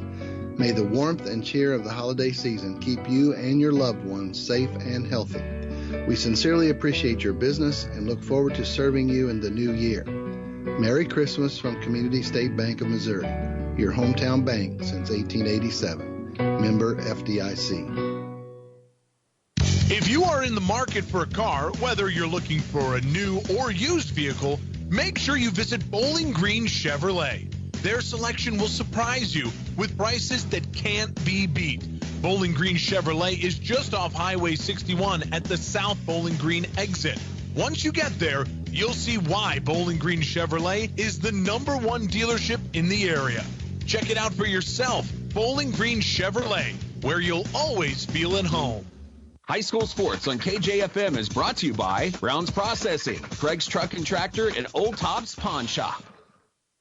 Back at the Montgomery County Invitational, getting ready for the number 3 seed, Clopton Lady Hawks, as they take on the 6 seed Fulton Lady Hornets, and just got back in time from getting Fulton starters. It was nice having Coach Streed sitting right next to our broadcast position to give us her starters during that Silex Montgomery game, but had to run, got back, and had a quick conversation with Coach Dylan Brunk as his players were out at halftime shooting around. 4 of the starters at halftime of the first game of the night. So I don't know if that's maybe working off a little extra energy or working off the butterflies, but they were out getting some work in as Clopton was relaxing in the stands. The 3 seed in this tournament. Not very often you see Clopton as a 3 seed in anything, as they graduated a significant portion of that Final Four team from last year.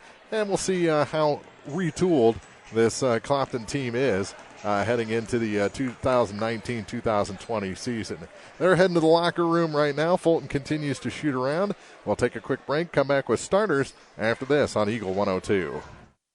You're listening to KJFM Louisiana Bowling Green, 102.1 on your dial, all day, every day. Eagle 102 KJFM Radio.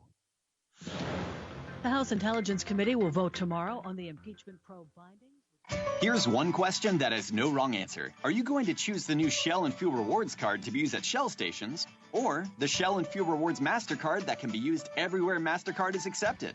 With both, you save 10 cents per gallon, up to 20 gallons every time you fill up. And you also earn 10% rebates on your first $1,200 in non-fuel purchases per year at Shell stations. See? You can't go wrong with either. Visit www.shell.us/getrewards and apply today. At participating Shell stations only. Terms and conditions apply. Brown's Smokehouse Meats in Silex can help with all your meat processing, retail, wholesale, and custom butchering. Vernon and Judy Brown are the owners and operators of Brown's Smokehouse Meats, Highway 61 in Silex. Brown's Smokehouse Meats also invite you to stop by their retail location in Troy at 185 East Cherry Street. For all your smokehouse meats, deer processing, and homemade sausage, be sure to visit Brown's Smokehouse Meats, Silex in Troy. Is it time to renew, redo, or rebuild? People's Bank and Trust can help you make those home improvements without springing a leak in your budget. I'm Christine Rutherford, and we have loans designed specifically for repairs and renovations, along with home equity lines of credit.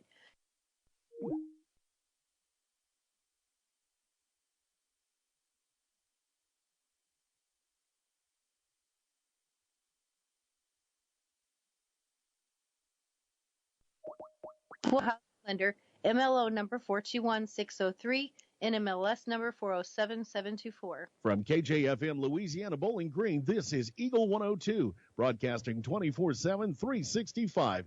KJFM Radio, Eagle 102.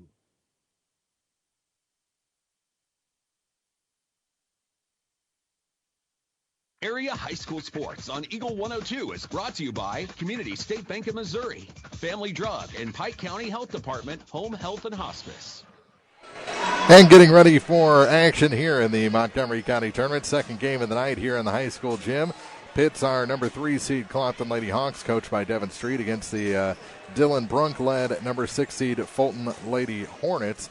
And let's take a look at our starting lineups for this ball game. We'll start with Coach Brunk's Lady Hornets. They'll start a junior, number 11, Olivia Gowan. Number 15 gets the start tonight, a junior, Sydney Hedgepath. Number 21, a sophomore, Kaya Pittman, gets the start tonight. Junior, number 30, Carly Fisher. And number 40, she's a senior, Alyssa Duell. And again, that's Gowan, Hedgepath, Pittman, Fisher, and Duell for Fulton. For the Clopton Lady Hawks, they'll start a 5'2", junior, number 11, Taylor Akers. Number 13 gets the start, a 5'3", junior, Megan Harrelson. Number 31, 5'5", senior, Madison Parrish gets the start tonight. 5'9", junior, number 35, Kerrigan Lockard. And number 40, a 5'7", junior, Logan Hall, are your starting 5. That's Akers, Harrelson, Parrish, Lockard, and Hall, the starting 5 for the Clopton Lady Hawks. Again, first game of the season for Clopton, coming off of that great Legends night on Saturday night. Just a gathering, a listening session for the current and future players of all the greats of Clopton basketball through the decades. Special night and a good learning experience for the girls and the boys who currently wear the Clopton uniform. We'll take a break. We've got action just around the corner, about 5 minutes to go before this game tips off. Plus, we have bonus coverage of Bowling Green in the middle school gym as they take on the 5-seed New Haven Shamrocks. The 4-5 matchup. Marianne Everhart is over there, and we'll check with her in a few as well here on the pregame show on Eagle 102. Hi, this is John. I'm one of the pharmacists you see at Family Drug in Louisiana and the Bowling Green Pharmacy. We're right here with personal and prompt service, giving you the answers about your medications. If you're new in town, come get acquainted. If you're one of our regulars, thank you. You are always welcome to come in and just say hi. The right people, the right service, right downtown. Family Drug, 3rd in Georgia in Louisiana, and the Bowling Green Pharmacy on the square in Bowling Green. Ingram Plumbing has always been known for its outstanding plumbing service, but did you know that Ingram's is also the largest retail plumbing supply store in the area? We carry Delta faucets, a complete line of Whirlpool tubs and showers, jacuzzi pumps, and many other specialty items. At Ingram Plumbing, we're ready to meet all your plumbing needs. I should know. I'm Bonnie Ingram, and I've worked there for over 50 years. Stop by Ingram Plumbing today, Highway 61, Bowling Green. Stop by Mike's Tire and Service Center for their fall oil change special. It's a 6-quart Haviland oil change. Conventional for only $30. Synthetic for only $50. Mike's Tire and Service Center in Bowling Green. Bringing you all the action from the Eagle 102 broadcast booth. Sponsored by Family Drug in Louisiana. It's time now for the Eagle 102 pregame show. Sponsored by Bowling Green Pharmacy. Clopton, the 3 seed. The 6 seed is Fulton here from the high school gym, the old gym here at Montgomery County, as we continue with coverage of the 2019 Montgomery County Invitational. We've got Marianne Everhart over in the new gym, which is the middle school gym here at Montgomery, and we'll check with her in just a couple minutes as she's getting ready for Bowling Green and New Haven, the 4-5 matchup. The teams still continue their warm-up here. The early action, Wellsville was defeated in their opening round game. They were the 8 seed by the number 1 seed in this tournament, Herman Lady Bearcats. And our first game was a 66-15 win. The 2 seed Montgomery County over the 7 seed Silex Lady Owls.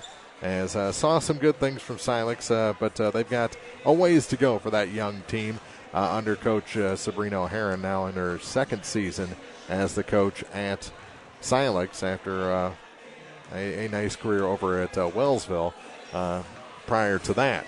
So about 2.5 minutes to go, and then we'll tip this, have introductions and tip this one off here from the high school gym. We'll have more high school basketball after this on Eagle 102.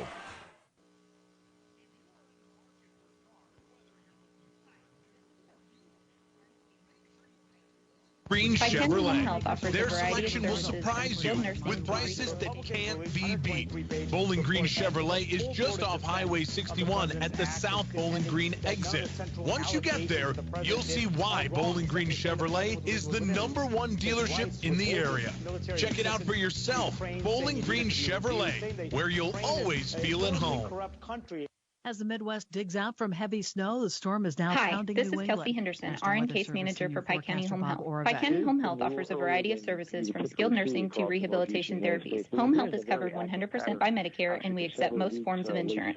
Our caregivers work with your doctor and design a plan of care specifically for your needs and abilities. Our goal is to help you take control of your treatment, prevent future declines in your health, and improve your safety at home. If you have any questions or home health needs, please contact us at 573-324-2111. Or visit our website at pikecountyhealth.org. Eagle 102 Sports on KJFM is brought to you by Veolia Landscaping Supply, Meyer Implement, and Calumet of Missouri. Just about ready for introductions here in the high school gym as Clopton gets set to take on Fulton. And Marianne Everhart, you're in the in the middle school gym, getting ready for Bowling Green and New Haven. Again, Wellsville Herman just concluded over there a little bit earlier. But what do you see with this Bowling Green and New Haven 4-5 matchup? Actually, we're already underway as we've played just a little over a minute, 6:19 to go here in the first quarter. New Haven actually leads Bowling Green by the score of 4-0. Did just pick up the first foul of the evening from Montgomery County, and we got some subs coming in as Grace Twellman is there in the ball game for Gracie Dieter. So right now with 6:19 to go in the first quarter, New Haven leads Bowling Green 4-0. Back to you, Mark. Thank you, Marianne, and we'll check with Marianne Everhart throughout the evening as we get ready for the tip-off here from our featured game, Clopton and Fulton, the 3-6 matchup. So they're running a little bit ahead over in the middle school gym after that Wellsville defeat at the hands of Herman. So Herman has been introduced. And now Clopton being introduced. A nice Clopton contingent here.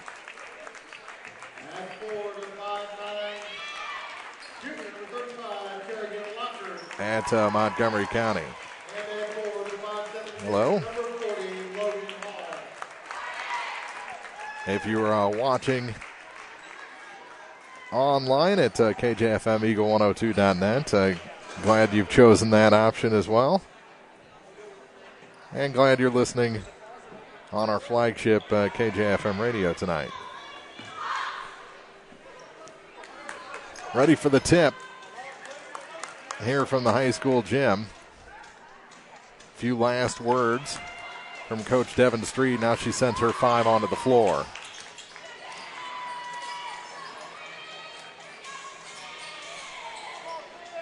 The final of that Herman win was 67-10. And the ball goes in the, well, now Kerrigan Lockard told to back up, and Fulton wins the toss. They'll have the first possession, and they try and drop it off the glass quickly, and they do. Number 15, Sydney Hedgepeth, picks up the first points of this ball game.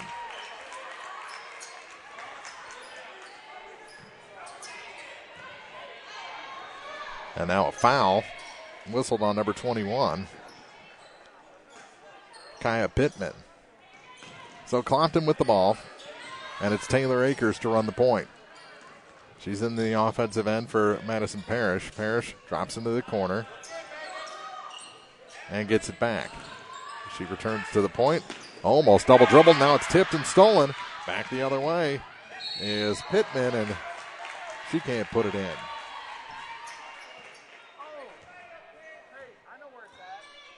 So she committed a foul and now picks up a foul, draws a foul. And the foul's against Parrish, her first, team's first. Fulton trying to add to a 2-0 lead. And the shot is good.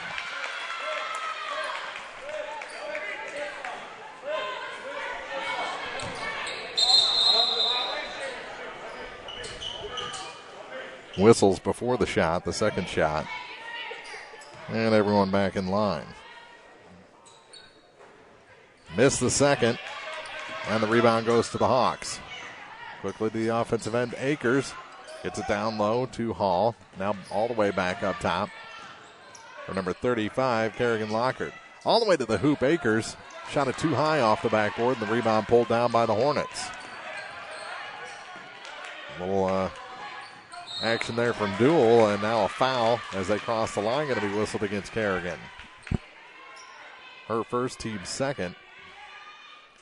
And Clopton already trails 3-0, and they've committed 2 fouls.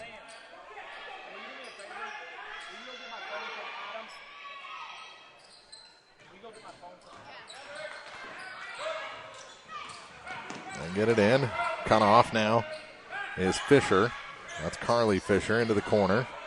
And back up top for Kaya Pittman. Pittman's shot, no good. And the rebound pulled down by Logan Hall for Clopton. Ahead to Megan Harrelson. Harrelson shot off the mark, and the rebound pulled down again by Kaya Pittman. Pittman puts on the brakes and now comes across the line. 6:35 to play in the first quarter. Fulton leads 3-0. Clopton yet to score. Here's Carly Fisher. Fisher drops it to Pittman on the far side. Now down to the baseline for Sydney Hedgepath. And a travel called against Hedgepath.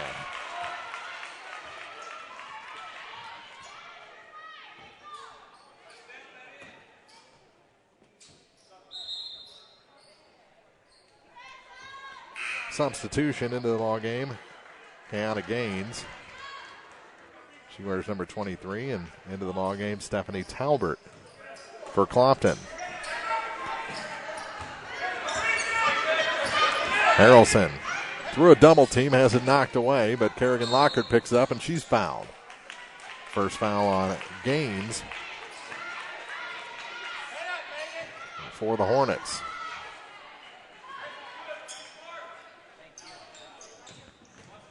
Here's Kerrigan Lockhart, and an offensive foul. Going to be whistled on Megan Harrelson. And a little contact in that pick. Her first, team's third. So not the scoring start that Clopton wanted. Here's Pittman across the time strike. To the far side. They work it up top now for Carly Fisher. Fisher goes to her dribble, now kicks it back. 3 ball from Pittman is good. That doubles the lead. She's got 4 points. Now the ball stolen by Pittman. She was out of bounds, no call. From the free throw line, that shot. Bricks off the back iron. Another rebound for Fulton, and that one falls in. That's 2 for Gaines, and a timeout taken. And an 8-0 run to start this one by the number 6 seed Fulton Hornets. We'll take a break, come back with more coverage of the Montgomery County Invitational after this on Eagle 102. Hi, everybody. This is Paul Hill from Community State Bank of Missouri in Bowling Green and Troy. On behalf of the officers, directors, and staff, we would like to extend our holiday greetings. May the warmth and cheer of the holiday season keep you and your loved ones safe and healthy. We sincerely appreciate your business and friendship and look forward to serving you in the new year.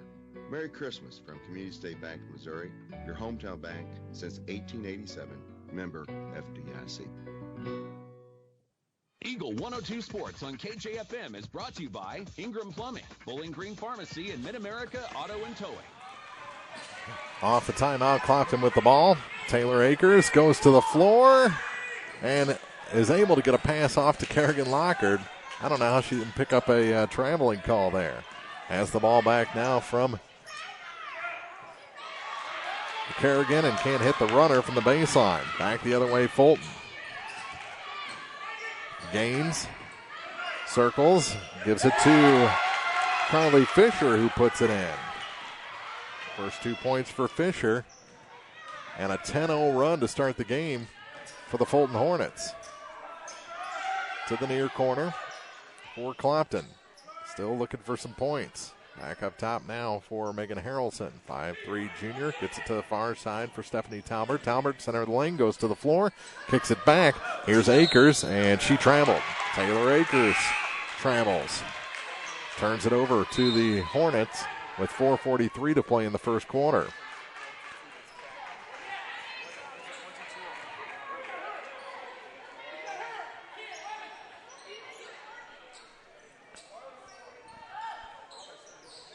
Clopton needs a takeaway here. Steal or a turnover, but they don't get it. Cross the line and clear path to the hoop. Shot off the glass, and that one goes down. First points of the night for Olivia Gowan. 12-0 run to start this contest for the lower-seeded Hornets. Akers to the baseline. And it's taken away. That shot, well, it was a block from behind, and Clopton takes it away.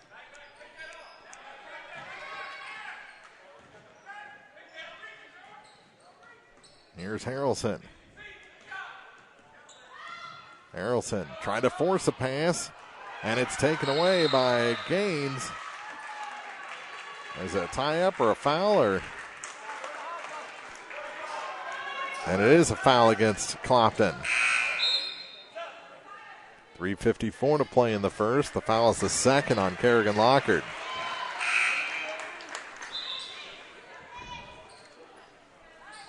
So that's not good, having Kerrigan in early foul trouble.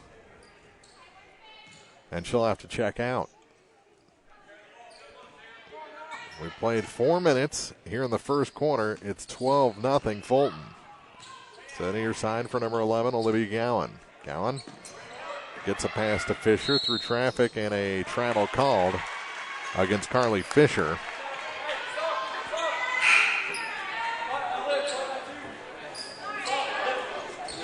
Gives it back to Clopton with 3:41 to play. Megan Harrelson to inbound. Gets it to Taylor Akers. Akers in a double team has it knocked away, and they say last touch, Taylor. Turnover back to Fulton with 3:39 on the clock.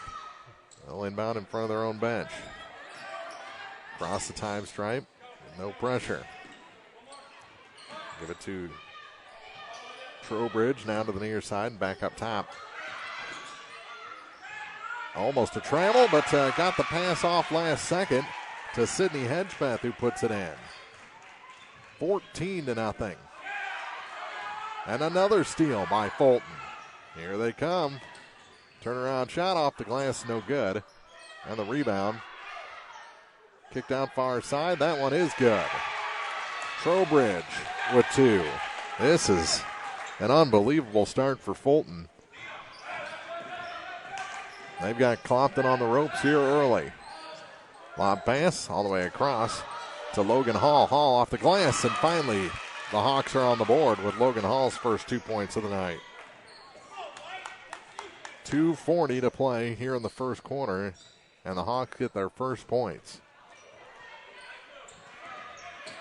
Almost a double dribble on Gaines, and now a whistle as she drives to the basket.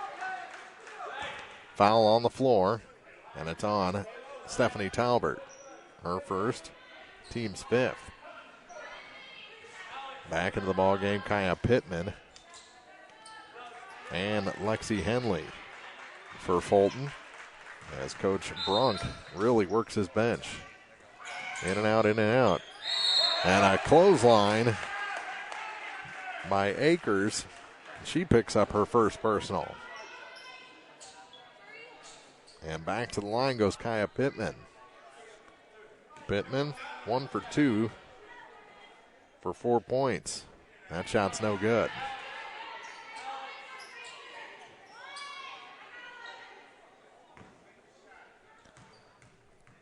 Second shot for Kaya is no good as well. She's 1 for her first 4.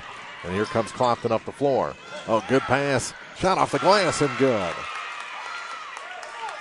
Hall with, that was Talbert with her first bucket of the night. 16-4. So after a 16-0 run, now 4 straight points by the Hawks. Tip and almost taken. I think if that extended scorers table isn't there, Talbert probably completes that steal with a save back into bounds. Clock didn't stop. 1:54 is what they'll reset it to. Extra 4 seconds came off. It was probably more than that. 16-4. Fisher to inbound for Fulton. She goes into the backcourt and it's stolen. To the hoop? No, but a foul will send Stephanie Talbert to the line to shoot a pair. So Clopton starting the comeback now. Trail by 12 with 1:50 to go in the first.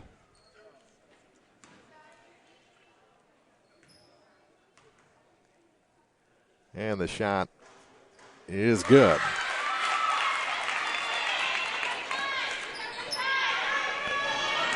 (16-5) is the Fulton lead. One more shot for Talbert, and that one's good. So she hits them both. That makes it a 10-point game. Now a steal by Akers. Taylor is fouled. And Clopton starting to play Clopton basketball now in the final 2 minutes of the first quarter. Back into the ball game, Kiana Gaines. And checking out is Kaya Pittman. After Pittman picked up her second foul. 16-6. Clopton gets the inbound. Back up top to the near side now. Kick it back out. Here's a three for Akers. A little long. On the rebound, very aggressive, and we're going to have a foul against Clopton with 1:33 to play. And it's going to be on Talbert, her second. And this is going to be a 1-and-1 opportunity for Lexi Henley. While she prepares to shoot, let's get a game break from the other gym, Marianne Everhart, with the Bowling Green game. Well, right now it is New Haven leading Bowling Green 17-5 with 6.5 to go here in the second quarter, as New Haven has led this entire basketball game. Bowling Green has 5 team fouls to New Haven's 3.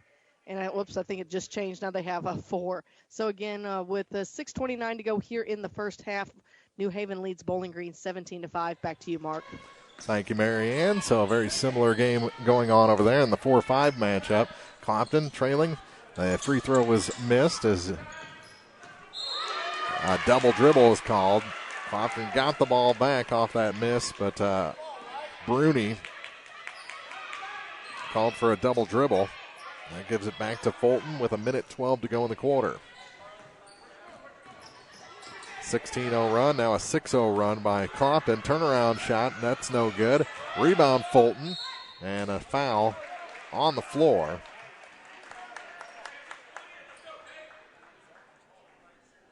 As Clopton just keeps racking up the fouls, and that's the third on Talbert. There'll be another 1-and-1, this time going to the line. Number 23, Kiana Gaines. And her shot is good. She earns the second. Breaks that 6-0 run that the Hawks had going. Just the second free throw that Fulton has made. And the second one's in and out. That one's out of bounds, and they say last touch by the Hornets. As it goes off the hands of number 32, Lexi Hensley. Or Henley, rather. No S. We're in the final minute of the first, an 11-point Fulton lead.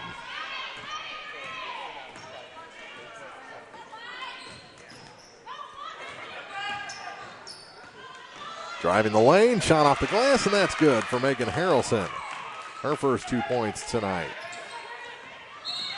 9-point game, and another foul whistled against the Hawks, and that's on Madeline Bruni, her first.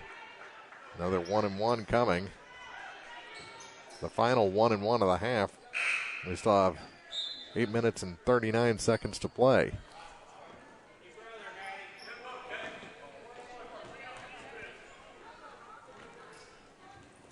First shot earns the second. And Gaines is 2 of her first 3. 10-point game. To make it 11, that one rattles home. So the Fulton lead, 19-8. Final minute of the quarter. Here comes Taylor Akers up the floor for the Hawks. To the near side for Bruni, and away from the ball we have a foul as Parrish hit the floor. That's going to go on number 40. We got that as her second for Alyssa Duell.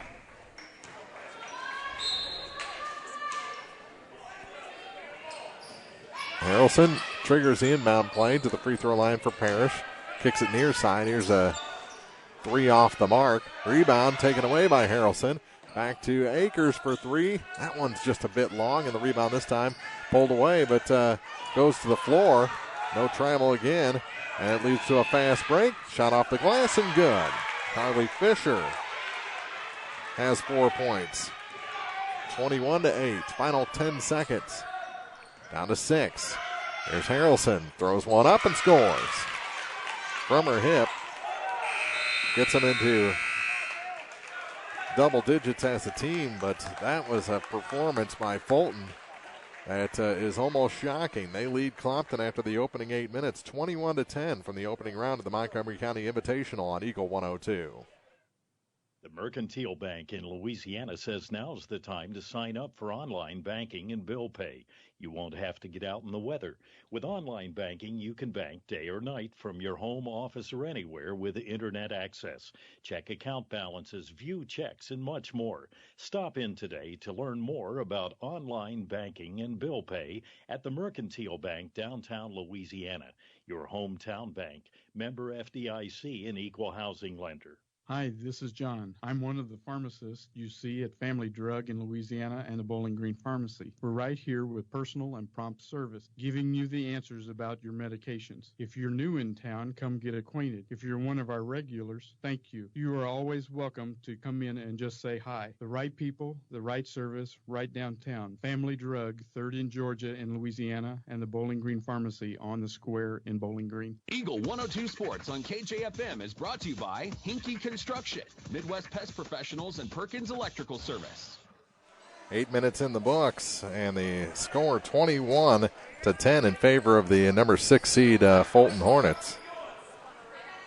Clopton with the ball to start the second quarter. Taylor Akers, and we have another whistle. And the official thought maybe there was too many players on for Fulton, so they'll reset things. Everything except for the clock, and now they do reset the clock to 8 minutes. And Akers gets it again. Get you some scoring numbers as we go along here, and a travel called against Madeline Bruni. 4 points for Megan Harrelson, 4 points for Stephanie Talmer, 2 points for Logan Hall. That's all the scoring for Clopton. For the Hornets, 2 points for Alyssa Duell, but she's got 2 fouls. Carly Fisher has 4. Kiana Gaines has 5 points. She's the leading scorer. 4 points for Kaya Pittman, 2 for Sydney Hedgemeth, 2 for Alex Trowbridge, and 2 points for number 11, Olivia Gowan. And at the half-court line, we have a foul whistled against the Hornets. That's the first foul on number 12, Alex Trowbridge. Clopton gets it in, and carrying the ball was Taylor Akers. Palmed it. But things just not going right now for Coach Streed and her Clopton Hawks. And another foul. Away from the ball. And it's on Akers. Her second. And a 2-shot opportunity coming up for Fulton. First shot is good for Kiana Gaines. Gaines now 4 of 5 from the line. Rimmed out the second one, and Clopton has the rebound, down by a dozen. Ball gets away, taken away. Harrelson had the dribble get away from her. That shot's no good. Rebound picked up this time by Logan Hall. And Clopton going to take it up the floor with Akers. 45 seconds gone here in the second quarter. She goes back and forth. Now takes it to Megan Harrelson. Harrelson comes back to the near side. Puts that one over the rim, and they'll kick it back. Akers, and 3 seconds in the lane is called against Clopton. Coach Street can't believe that one. And a timeout taken by Fulton with 6:56 to play. 22-10, they lead Clopton here in the opening round of the Montgomery County Invitational on Eagle 102. Bank from anywhere with Bank of Louisiana's new Freedom Checking account. No minimum balance, no monthly fees, and free access to all of our mobile and online banking services like mobile check deposit, text banking, and online bill pay. Bank on your own terms with Freedom Checking from Bank of Louisiana. Stop by either Bank of Louisiana location today for more details or to open an account. Bank of Louisiana, member FDIC, equal housing lender. Phone data rates may still apply. Check with your carrier for details. Freedom Checking from Bank of Louisiana. The human body can run like a well-oiled machine, but just like machines, they occasionally need attention. A lot of times because of accidents, injuries, or even general wear and tear, the body breaks down. This is Keith Oakes, Director of the Physical Therapy Department at Pike County Memorial Hospital. That's where therapy services can get you back to normal, daily activities. Don't let pain keep you from enjoying life. Let PCMH's team focus on your recovery so you can focus on what matters to you. Pike County Memorial Hospital, community-owned, nationally known. High school sports on KJFM is brought to you by Pike County Mutual Insurance, Hogue Ford, and Bank of Louisiana. Off the timeout, Kiana Gaines off the glass. And good. And instead, no foul. No foul, no basket. They call a travel. So wipe the points off the board, and it's still 22-10. Two officials got together and came up with a call they believe is right. Here's Harrelson on the far side for Clopton to the center of the lane. Gives it off for Bruni. Bruni kicks it back for Taylor Akers. Akers, 5'2" junior. Gives a nice crossover. Floats one to the hoop. That's short. And the rebound pulled away by Kiana Gaines. Gaines across the stripe. Kicks it far side. Turnaround shot. Misses everything and goes out of bounds. Back to Clopton. 6:17 to play in the half.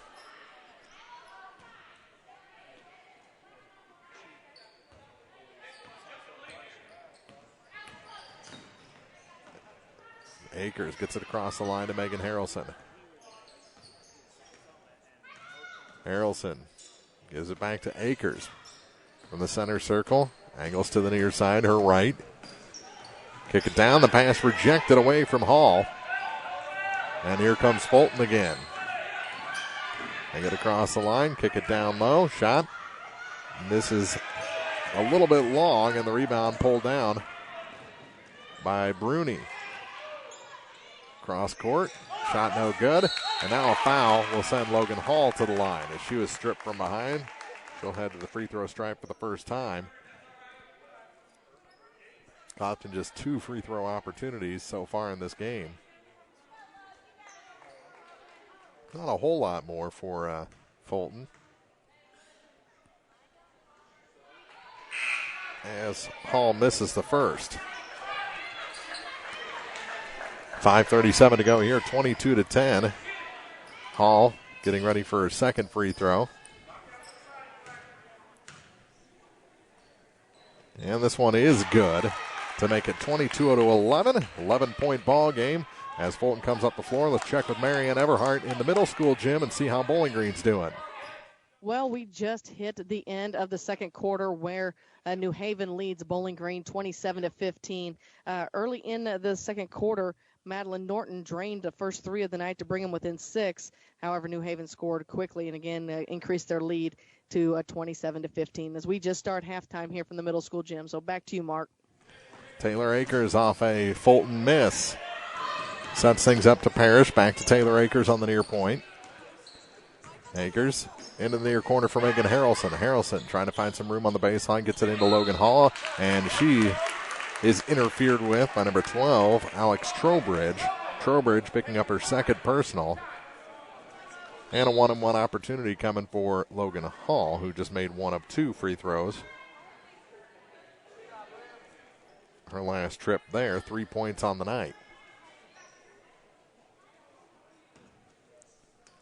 The difference in this game, a 16-0 run to start the game by the Fulton Hornets, as that one's long, and the rebound picked up by Fulton.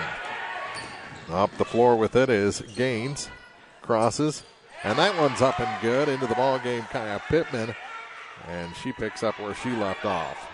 6 points on the night.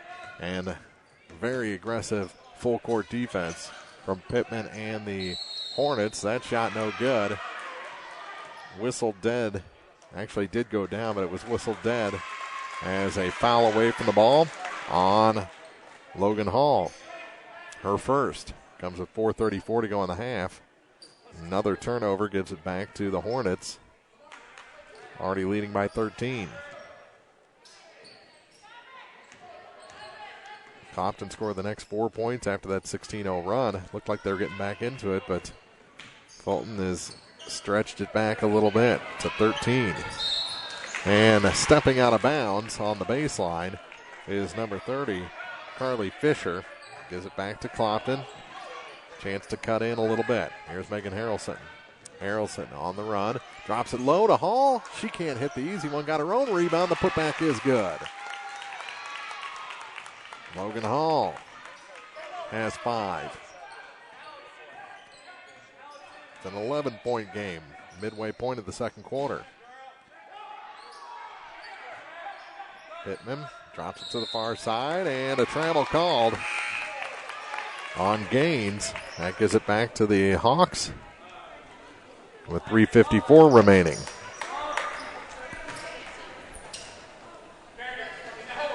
Harrelson inbound, gives it to Taylor Akers deep in Hornet territory. Long pass to Kerrigan Lockard back into the ballgame.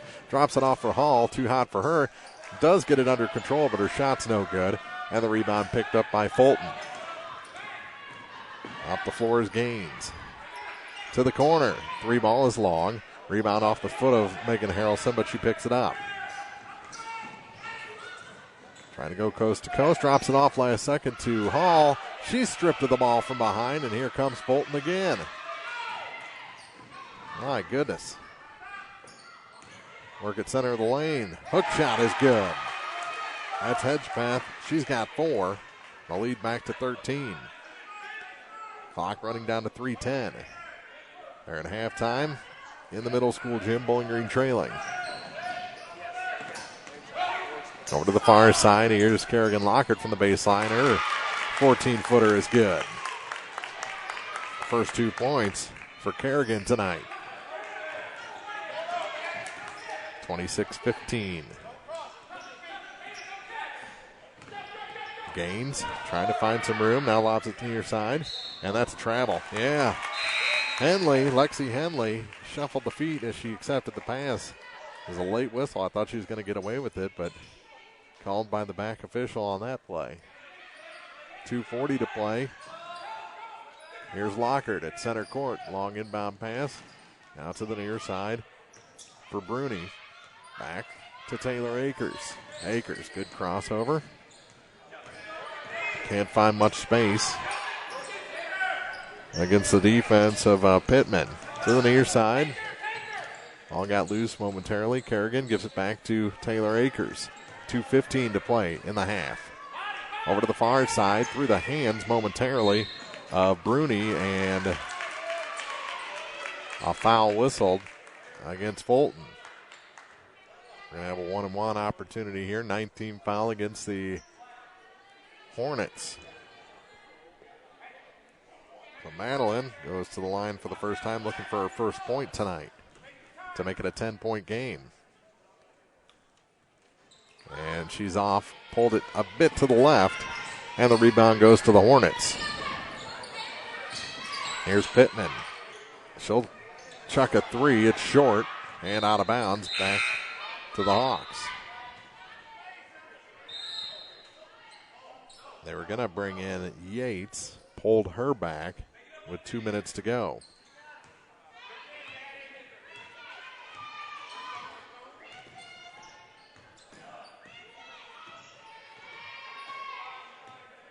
Here's Akers going into a double team and tipped into the backcourt. Clopton gets it back and then throws it away.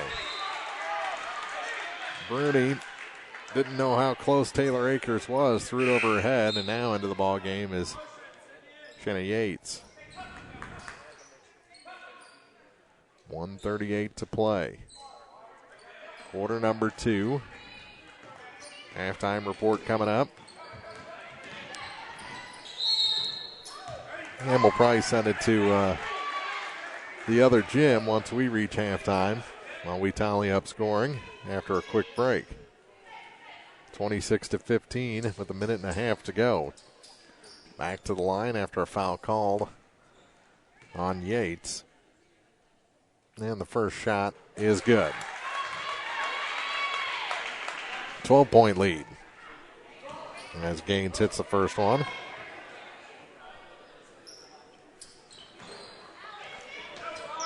Kerrigan Lockard picks up the rebound off a miss on the second shot. As over in the other gym, Bowling Green trailing New Haven after the first 2 quarters. Here, Fulton has led throughout, the 6 seed leading the 3 seed Hawks. Minute 12 to go, 12-point game. Here's Akers trying to find some room on the baseline, and she traveled.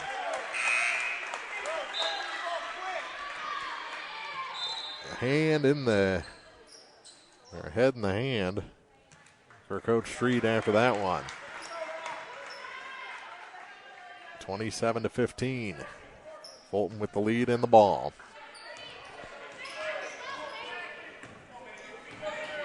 Here's Gaines across the line.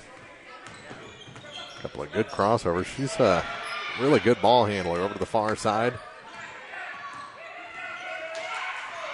Now off a foot, tracked down by the Hornets. Back to Gaines. Gaines, good crossover to the hoop, scores and is fouled. Kiana Gaines into double figures. They could stretch it out to 15 points with a free throw here.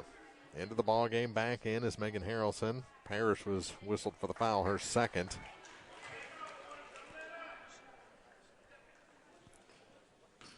.9 seconds to go. 29-15, make it. Yep, she misses the free throw.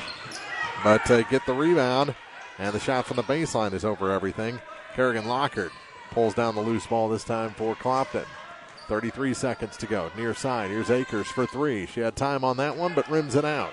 Rebound pulled down by Carly Fisher, now taken back by Clopton. Work it down low off the glass and good. Logan Hall gives Clopton a little closer. 29-17, and there's the travel at center court. As Lexi Henley tried to put on the brakes, the shoes slipped out from under her. Turnover gives it back to the Hawks with 16.6, and they'll look for the final shot. Harrelson inbounds to Akers. Here's Megan back up top for Kerrigan Lockhart to the far side for Taylor Akers. Akers to the near side. Kerrigan Lockhart steps inside 3 all the way to the baseline. From the baseline, rims that one out, got her own rebound. Put back is too hard, and that's it for 2 quarters.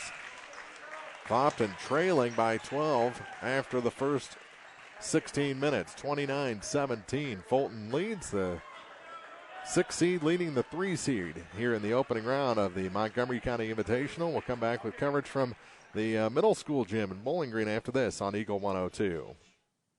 The Eagle 102 Halftime Report is coming up, sponsored by Cellular and Satellite Center. Cellular and Satellite Center is the only stop you need to make when it comes to satellite providers, offering DirecTV and Dish Network along with antenna installs. Wait, there's more. They also offer several options for internet service with Viasat, HughesNet, and AT&T. Hold on, there's still more. They can also do security system installations, have TVs in stocks, mounts, and cables. Now, a special message from Matthew Niemeyer himself. If you call an 800 number and they say we will be the local installer, they are wrong. Contact Matthew at Cellular and Satellite Center in Bowling Green, your local authorized dealer. It's good to aim high, and sports can help children reach their goals. Join Pike County Mutual Insurance in Bowling Green and Farm Mutual Insurance in supporting local athletes. Be sure to catch all the action this sports season. Pike County Mutual Insurance salutes young local athletes and wishes them well. And they look forward to protecting these young adults with strong insurance coverage during what is sure to be a bright future. Pike County Mutual Insurance in Bowling Green. When you're ready to purchase your next vehicle, visit Pogue Ford in Bowling Green and enjoy your next buying experience. At Pogue, they go the extra mile to make sure you walk away with more than just a car or a truck. They'll give you an automotive home. Pogue Ford has the new or pre-owned vehicle you're looking for, and if they don't, they'll find it. Plus, they're available for all your automotive service needs. Pogue Ford, Business Highway 61 in Bowling Green. Eagle 102 Sports on KJFM is brought to you by Outlaw Lawn and Landscaping, Young Enterprises Incorporated, and Twin Pike Family YMCA. It's now time for the Eagle 102 Halftime Report, sponsored by Cellular and Satellite Center. Shocking start. Okay, go ahead, Marianne. I said I was going to throw it to you, and I didn't do it, did I? That's okay. I was wanted to make sure that you weren't enjoying the hospitality room. Want to give you a few moments there as we actually have started play here in the third quarter. New Haven leads the Bowling Green at 29-15. We'll run down some stats real quick from Bowling Green. Leading scoring for them in the first half was Kenley Charlton with 6. Madeline Norton with the lone 3. She had 5 on the night so far. Morgan Billings with 2, and then Olivia Niemeyer and Gracie Dieters each have a free throw on the evening. They've had 1 3, as I mentioned, on the night, 2 for 4 from the free throw line. And there's another point in there by New Haven, so they are now up a 31-15 with 6 minutes to go here in the third quarter. So, Mark, we'll let you have it back now so you can continue with the Cellular Satellite Center halftime report. Through 2 quarters here, Fulton leads Clopton at 29-17. The key in this one, a 16-0 run by Fulton to start the game.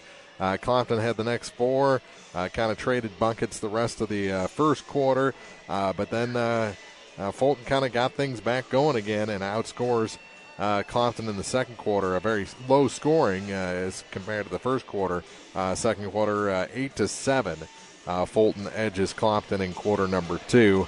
And really balanced scoring. You have Gaines, who is just a very plus ball handler. She leads with 9 points. Kaya Pittman, whose defense is just uber aggressive. I mean, she is all over the ball when she's in there. Did pick up a couple of fouls. She's got 6 points, 4 points for Sydney Hedgepeth, 4 points for Carly Fisher, 2 points for Alex Trowbridge, Olivia Gowan with 2 points, and 2 points for number 40, Alyssa Duell, to round out the scoring for Fulton. For Clopton, held to just 10 points in the first, 7 points in the second, 7 of those by Logan Hall. But Clopton really needs to do a better job getting those points down low. A lot of missed opportunities down there. No other Hawk with more than 4 points. In fact, it's Megan Harrelson with 4 and Stephanie Talbert with 4. Kerrigan Locker just 2 points after picking up 2 fouls. Talbert with 3 fouls in that first half. So Clopton really struggling a lot with turnovers in the first 2 quarters of this ball game. A lot of balls thrown away, a lot of steals, and more than a few. We've seen a lot in the first 2 games here from the high school gym of traveling calls, and that didn't slow down. Some whistles for palming the ball, and a whole lot of fouls in the first half of this one, as it was double bonus time to start really the second quarter for Fulton after 10-plus team fouls for the Hawks in the first. For Fulton, just 7 team fouls over the first 2 quarters, so they're in a lot better shape as far as the foul game. Clopton's really going to have to be careful, especially Stephanie Talbert, after picking up 3 in the first half of this ball game. So we'll take a break, talk more about this one, talk about what's coming up tomorrow night here from Montgomery County and what's coming up on Eagle 102 when we continue the KJFM halftime show. Cellular and Satellite Center is the only stop you need to make when it comes to satellite providers, offering DirecTV and Dish Network along with antenna installs. Wait, there's more. They also offer several options for internet service with Viasat, HughesNet, and AT&T. Hold on, there's still more. They can also do security system installations, have TVs in stocks, mounts, and cables. Now a special message from Matthew Niemeyer himself. If you call an 800 number and they say we will be the local installer, they are wrong. Contact Matthew at Cellular and Satellite Center in Bowling Green, your local authorized dealer. Mike's Tire and Service Center in Bowling Green is your oil change specialist. Right now, get a Havoline conventional oil change for only $30 or a full synthetic change for $50. Dexos approved up to 6 quarts, and the best part, free pickup and delivery. Remember, Mike's does truck, trailer, and tire repair, brakes, PMs inspections, and roadside assistance. Give the friendly folks at Mike's Tire and Service Center a call for more information. 324-3389 or stop by and see the gang at 915 Business Highway 61 in Bowling Green. Bowling Green Tractor wants to change the way you think about yard work with their Ego 56-volt ARC lithium battery-powered lawnmowers, weed eaters, blowers, trimmers, and chainsaws. At Bowling Green Tractor, you can walk in and see for yourself just how easy these products are to handle. So easy, anyone can use them. Once you try it, you'll just have to buy it. Stop by Bowling Green Tractor to see how easy yard work can be. Bowling Green Tractor, your home for ego, power beyond belief. Eagle 102 Sports on KJFM is brought to you by People's Bank and Trust, County Market in Louisiana, and Bowling Green Insurance.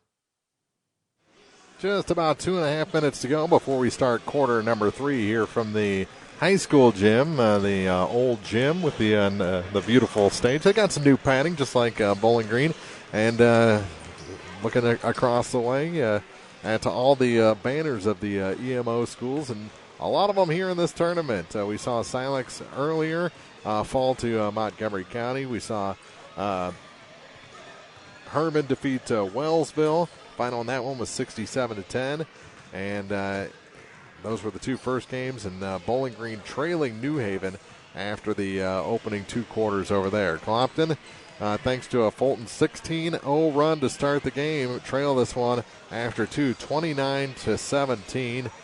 Coach Streed's team had spurts but in the first half, but ultimately a turnover or steal would bring those down and start the ball rolling the other way. And Fulton has been able to take advantage of everything that Clopton has given them so far.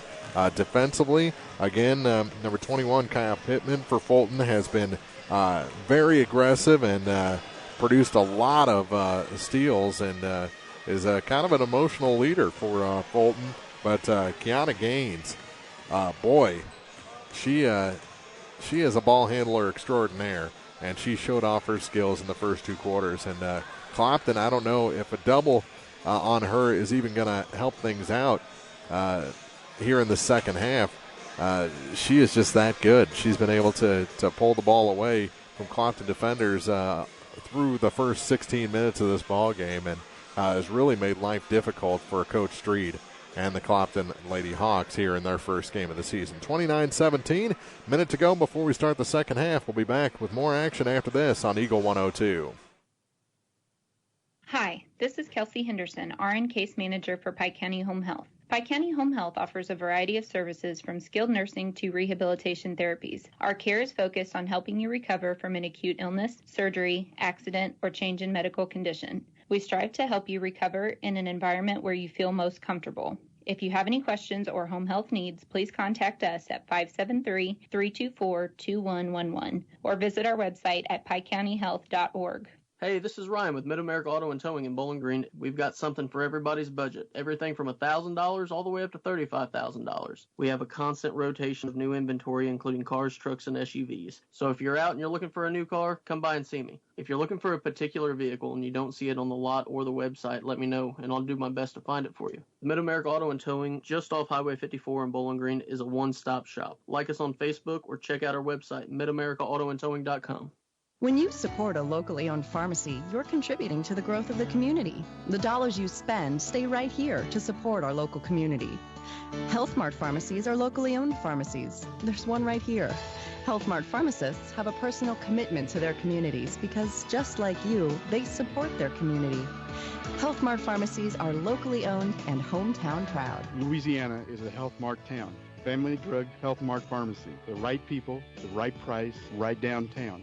Health Mart, caring for you and about you. High school sports on KJFM is brought to you by Pam Todd Watts Realty, Quiver River Electric Cooperative, and All Parts. Ball going back and forth to start this second half. Clopton with it right now after a basket by Kaya Pittman, and that shot is good for 3. As Akers hits the tray to make it an 11-point game. With 6:57 to play in the third quarter and a foul whistled, and that one's going to be, I believe, on Harrelson. So, unfortunately, Clopton picking up in the foul game right where they left off. Second of the night on Megan Harrelson, first team foul here in the second half. Fulton inbound underneath the basket. They just barely get it in. As that shot is short. Getting her own rebound, and the putback is good by Kaya Pittman. 33-20. 10 points tonight for Kaya. First player into double figures. Turnaround shot, Kerrigan Lockhart is short, and the rebound picked up again by Fulton into a double team. She dribbles around it into another double team and almost a palming of the ball there. And now she does carry the ball. That's Kiana Gaines. That's the first ball handling mistake she's made tonight. That play was pretty out of control before she really even got going. 33-20, 13-point Fulton lead here in the third quarter. Nearly 2 minutes gone. To the near side and off the hand of Megan Harrelson out of bounds. Turnover gives it to Fulton. That draws Coach Alejandro off the bench. Robert getting animated. He's the assistant, Devin, the head coach, and here's Pittman back up top.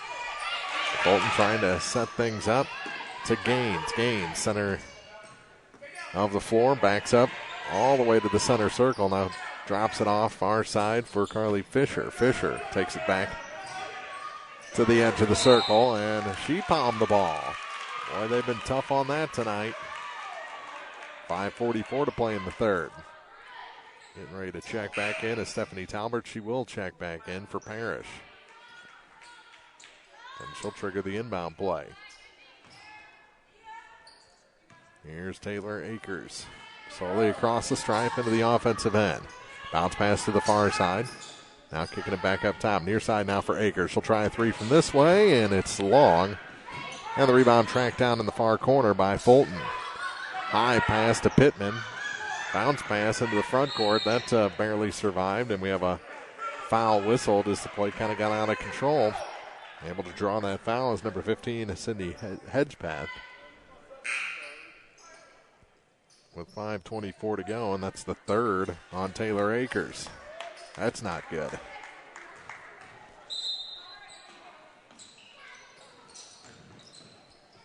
Turnaround, long two, just inside three, and that's good. Gaines into double figures with 11 points, 35-20.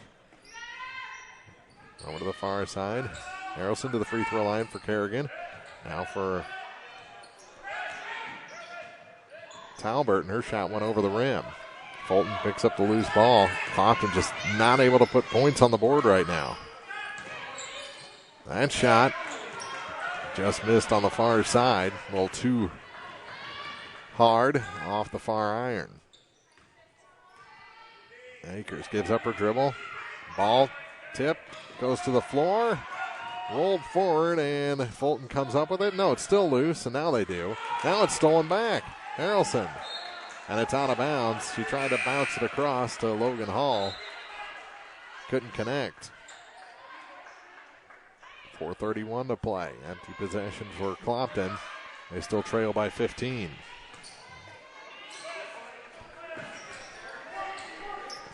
They finished three quarters over in the other gym. New Haven still leads. We'll check with Marianne on the status of that game as we go along here. And now another foul on Kerrigan Lockard. And we'll go ahead and send it to the middle school gym and Marianne Everhart.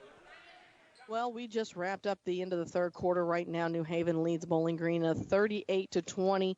Bowling Green was held to only 5 points there in the third. The good news is New Haven only put up 9, so it's the lowest scoring quarter between the two so far. So again, as we start the fourth quarter, New Haven leads Bowling Green 38-20. Back to you, Mark. Here it's 35-20. Fulton leading Clopton. 4:18 to play in the quarter, so we're about 4 minutes behind. The middle school gym will only be in the middle school gym tomorrow. All our teams playing their opening round men's games over there. This one too hard, taken away by the Hawks, and Talbert, before the shot is fouled. First foul of the half. It goes against Henley. Her first foul. A lot of whistles in this game.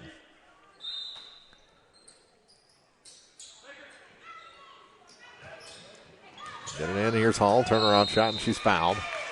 Back-to-back fouls on Lexi Henley. This time it'll send Logan Hall to the line looking for points number 8 and 9. Hawks trying to get a little closer. Points have been hard to come by. Just the three, and she misses. The three by Akers, the only 3 points of the quarter so far for Clopton, being outscored 6-3.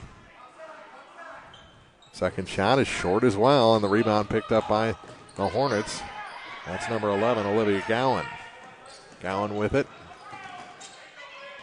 Back up top for Gaines. Gaines works against Harrelson. Now moves off of her.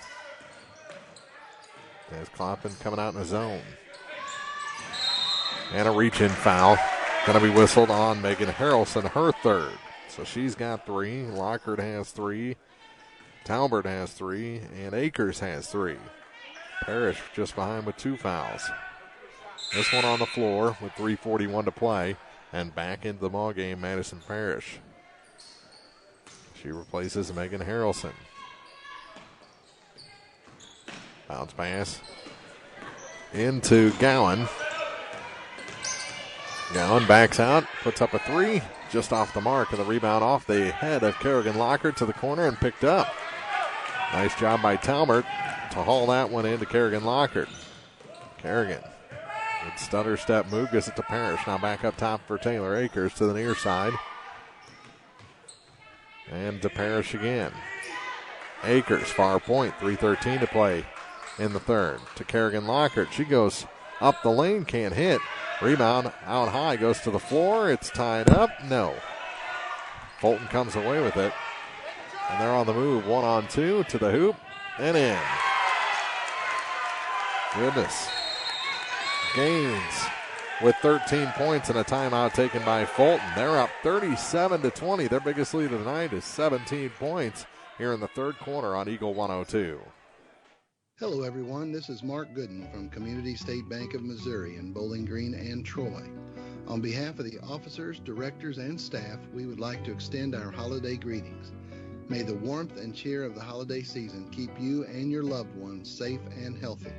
We sincerely appreciate your business and look forward to serving you in the new year. Merry Christmas from Community State Bank of Missouri, your hometown bank since 1887. Member FDIC. Midwest Pest Professionals offers monthly, bi-monthly, and quarterly services. Guaranteed service with no long-term contracts. If you're having a problem within 30 days of your treatment, they will come retreat at no charge to you. Midwest Pest Professionals in Bowling Green. High school sports on KJFM is brought to you by Abel's Quick Shops, Mike's Tire and Service Center, and Kathy Clean. 37-20. Clopton trailing Fulton here in the opening round of the Montgomery County Invitational. Silex was defeated by the number 2 seed Montgomery County. Wellsville was defeated by the number 1 seed Herman Lady Bearcats. Clopton needs to start chipping away now if they want to make a comeback in this one. Here's Taylor Akers to the far point, gives it off to Madison Parrish. Now for Kerrigan Lockhart. Lockhart to the hoop and scores. There's your start. 4 points for Kerrigan tonight. Here comes Pittman trying to go coast to coast. The rebound pulled down by Hall. Here comes Kerrigan up the floor. She's moving now, but stripped of the ball. And here comes the other way. And stripped out of bounds. It's going to stay with Fulton. And back into the ball game, Megan Harrelson. Harrelson will replace Stephanie Talbert.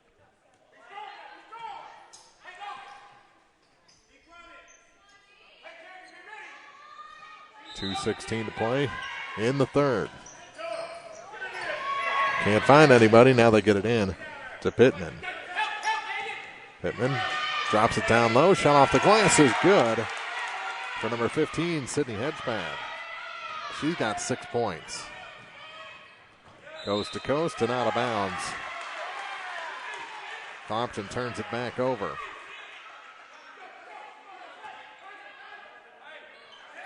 Harrelson lost control. Here comes Kiana Gaines. Taking her time, coming across the stripe, looking at Madison Parrish. Goes around the screen and is fouled on the far side. And that's going to be the fourth on Kerrigan Lockhart, and she'll check out. Still almost 10 minutes left in this game. And another foul. This one's on Fulton. And number 23, Kiana Gaines.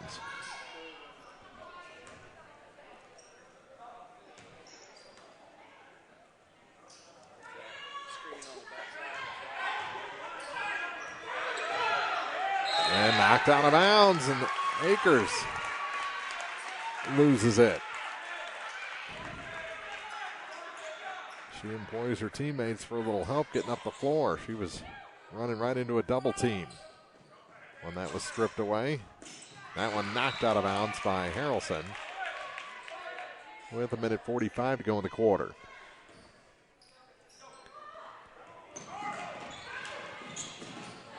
Again, knocked away from Pittman by Taylor Akers. And a timeout taken by Coach Brunk and the Fulton Lady Hornets with 1:44 to play in the third. 39-22. Fulton leads Clopton on Eagle 102. If you are in the market for a car, whether you're looking for a new or used vehicle, make sure you visit Bowling Green Chevrolet. Their selection will surprise you with prices that can't be beat. Bowling Green Chevrolet is just off Highway 61 at the South Bowling Green exit. Once you get there, you'll see why Bowling Green Chevrolet is the #1 dealership in the area. Check it out for yourself. Bowling Green Chevrolet, where you'll always feel at home. Hankey Construction has been building quality new and custom-built homes. If you can dream it, Hankey Construction can build it. Custom homes built right. Hankey Construction, 2547 North Highway 61 in Troy. High school sports on KJFM is brought to you by Bib Beach and Collier Funeral Homes in Liggins, Florida. 2 more points off the inbound for Pittman. She's got 6 in the corner, 12 in the game now. And the lead extended to 41-22. Who would have thought this? As that shot is up and good for Taylor Akers. She's got 5 all in this quarter.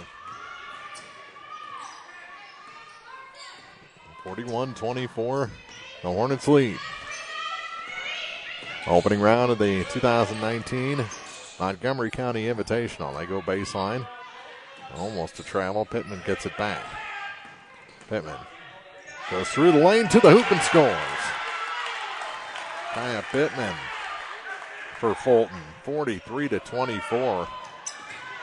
Akers gives up her dribble, now gives up the ball to Megan Harrelson. Harrelson across the line, moves all the way to the baseline, and her shot was blocked, but she was fouled. And Megan heads to the line for the first time tonight. She's got 4 points. The foul goes on number 15, Sydney Hedgepath. And the first shot is good.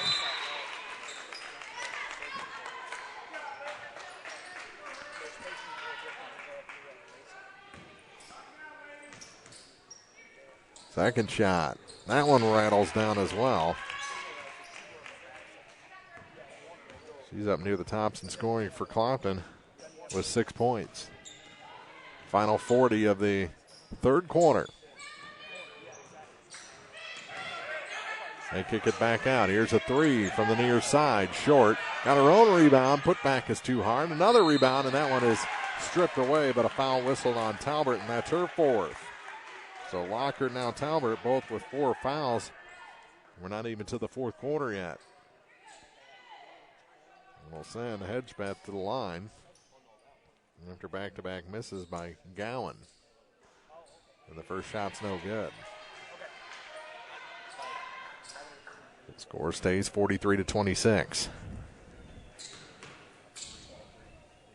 Second shot. That one is no good, and the rebound tipped out.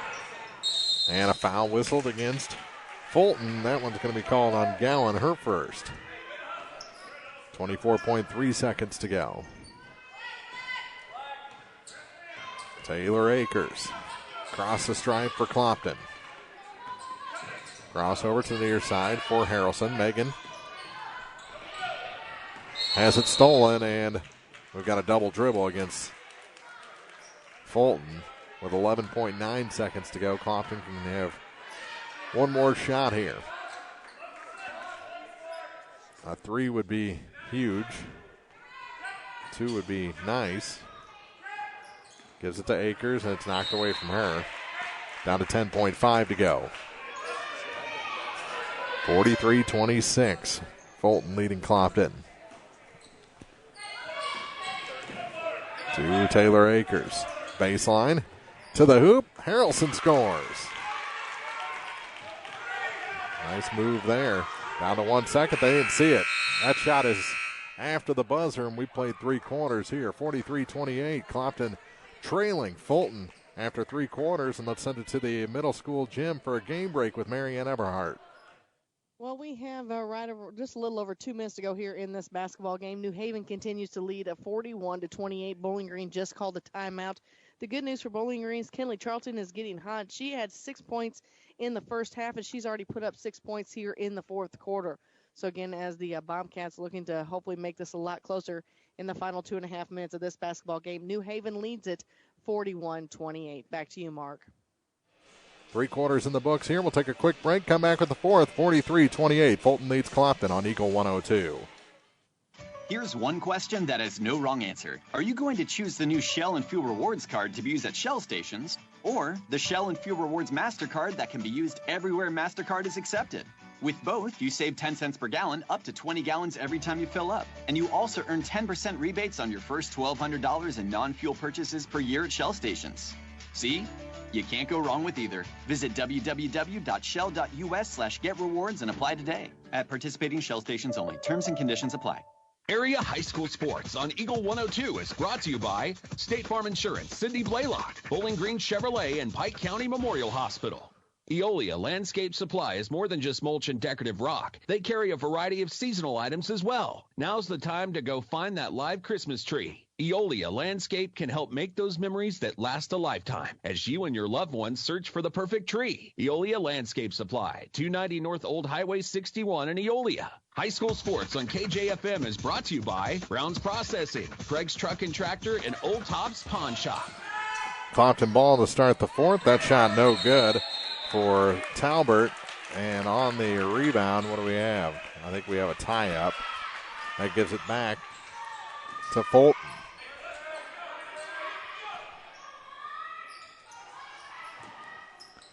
They get it inbound to Gowan. Pass across the line to the baseline. That shot is good. Number 12, Troback gets it. Clopton works quickly up the floor and putting it in is Logan Hall. She's got 9. 45-30, a 15-point game. Pressure coming from Clopton in the backcourt. Double team. They get it near the line and a travel called. Nice defense there by Logan Hall. She stood her ground. Hand straight up in the air. And the ball handler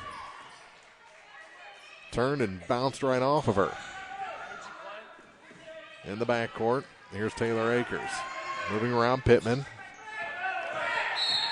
And a little too aggressive that time is Kaya Pittman. That is her third foul. 6:59 to play.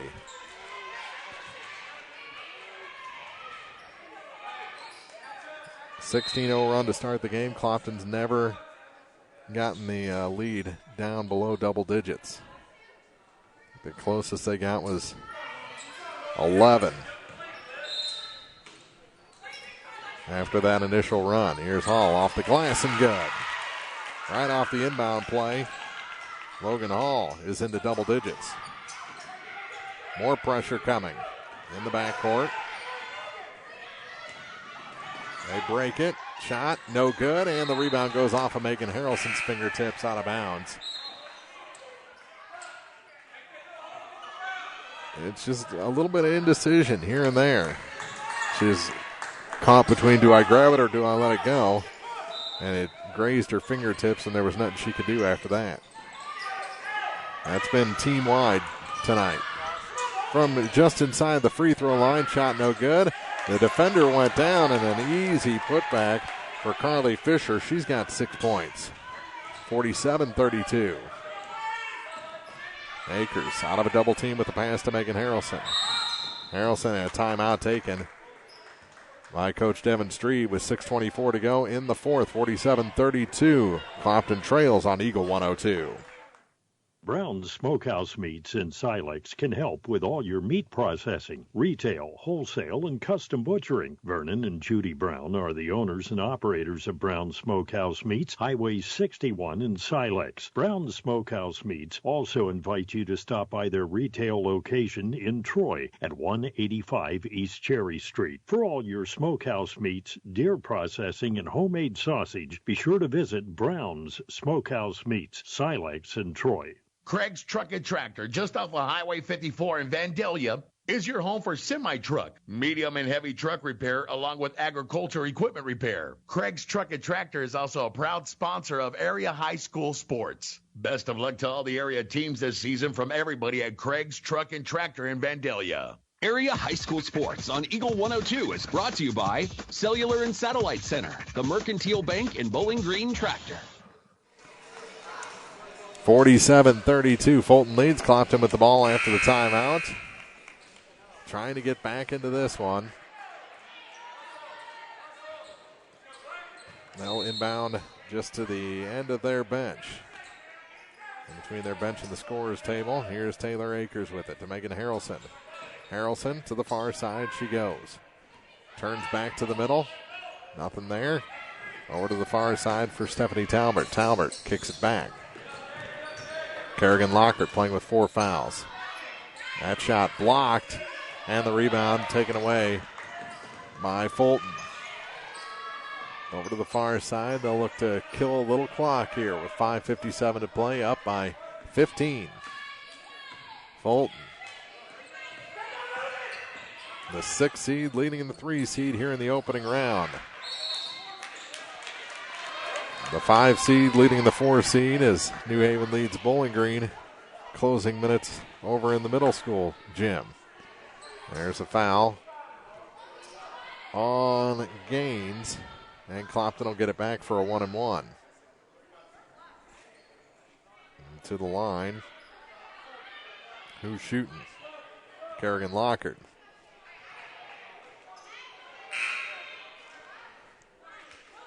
And into the ball game for the first time here in the second half, I believe, is Alyssa Dual.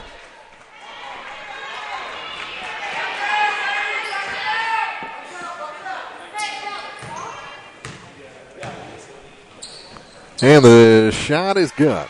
Kerrigan Lockhart has 5 points in the ball game.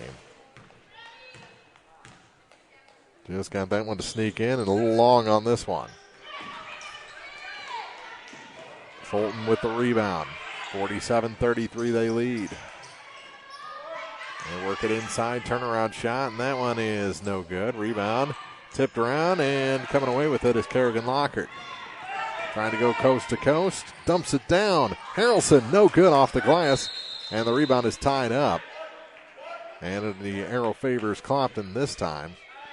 It's those shots within 5 feet that the Hawks have struggled with tonight. Turnovers have been another issue. Kerrigan Lockhart, yes, and a foul. Off the inbound play. She split 2 defenders. And was able to get the touch to the net and draw the contact. She hits this, and it's an 11-point game.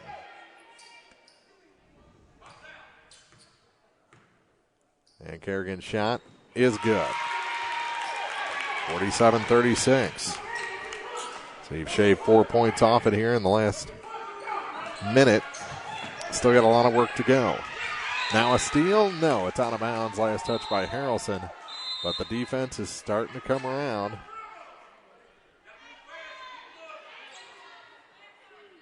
Substitutions. As Dual is out of the game. They'll try a different combo here to get the ball in. Bounce pass does get it in. 2 Gaines. Now to Pittman. Pittman hard to the hoop. No. Put back, yes. Hedgebeth, the beneficiary there. Lead back to 13. Pass out to Akers. Back down to Kerrigan Lockard. No, but a foul will send Kerrigan to the line. The foul is going to be whistled on Hedgebeth.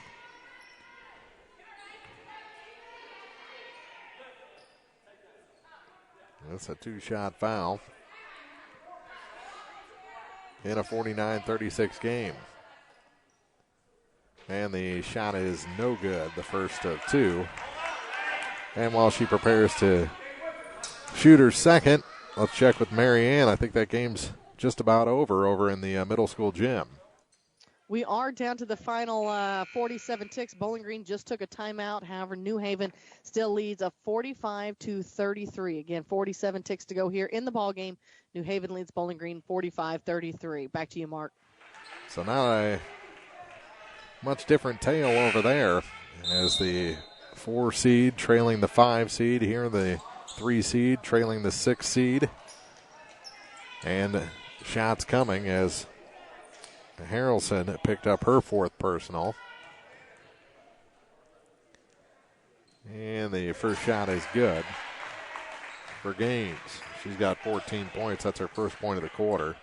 Now it's 50-36, and she hits this, and all the work that Clopton had done, getting it down to 11, has been erased. She can't hit. Rebound picked up by Kerrigan Lockard. They had to make it. Harrelson kicks it out. Taylor Akers for 3. Looks good. Little short. Put back, though, by Hall is good. Logan Hall has 6 in the quarter, 13 in the game. 50-38. And a travel called against Pittman. That gives Clopton back-to-back possessions here. They've got to make the most. 2 cuts it to 10. A 3 gets him in this ball game. Here's the 3. That is good. Akers with a tray and a timeout taken. 50-41. Taylor Akers a 3 to give her 8 points. We'll come back with more after this on Eagle 102. Is it time to renew, redo, or rebuild? People's Bank and Trust can help you make those home improvements without springing a leak in your budget. I'm Christine Rutherford, and we have loans designed specifically for repairs and renovations, along with home equity lines of credit. Stop by your local People's Bank in Bowling Green and let's talk about how People's Bank can help you. People's Bank and Trust online at www.pbtc.net or give me a call at 573-324-2525. Member FDIC Equal Housing Lender, MLO number 421603, NMLS number 407724. At Old Tops Pawn Shop, you can start your Christmas shopping early and use their convenient layaway option to pay. Old Tops has a wide variety of guns, jewelry, tools, and are overstocked on TVs. Don't forget to check out their computers and gaming systems. Old Tops Pawn Shop, Business Highway 61 in Bowling Green. High school sports on KJFM is brought to you by Brown's Processing, Craig's Truck and Tractor, and Old Tops Pawn Shop. Well, this one's starting to get a little interesting. 50-41. Clopton trailing Fulton. It'll be Fulton ball. A hoop, a turnover, and a 3, making a 9-point game. This is as close as Clopton has been since the opening minutes. They almost got the ball again. Here's Pittman and a blocking foul whistled against the Hawks. That'll send Pittman to the line. That's the 3rd on Madison Parrish. Pittman to the line for the first time since the first quarter. She's 1 for 4 tonight.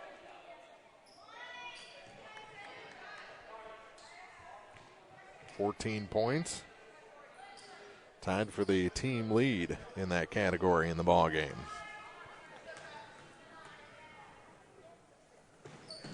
And the first one is good. Back to double digits in the advantage. Well, she's the top scorer for the Hornets. Second shot, no good. Rebound tipped in the air, and Clopton comes away with it.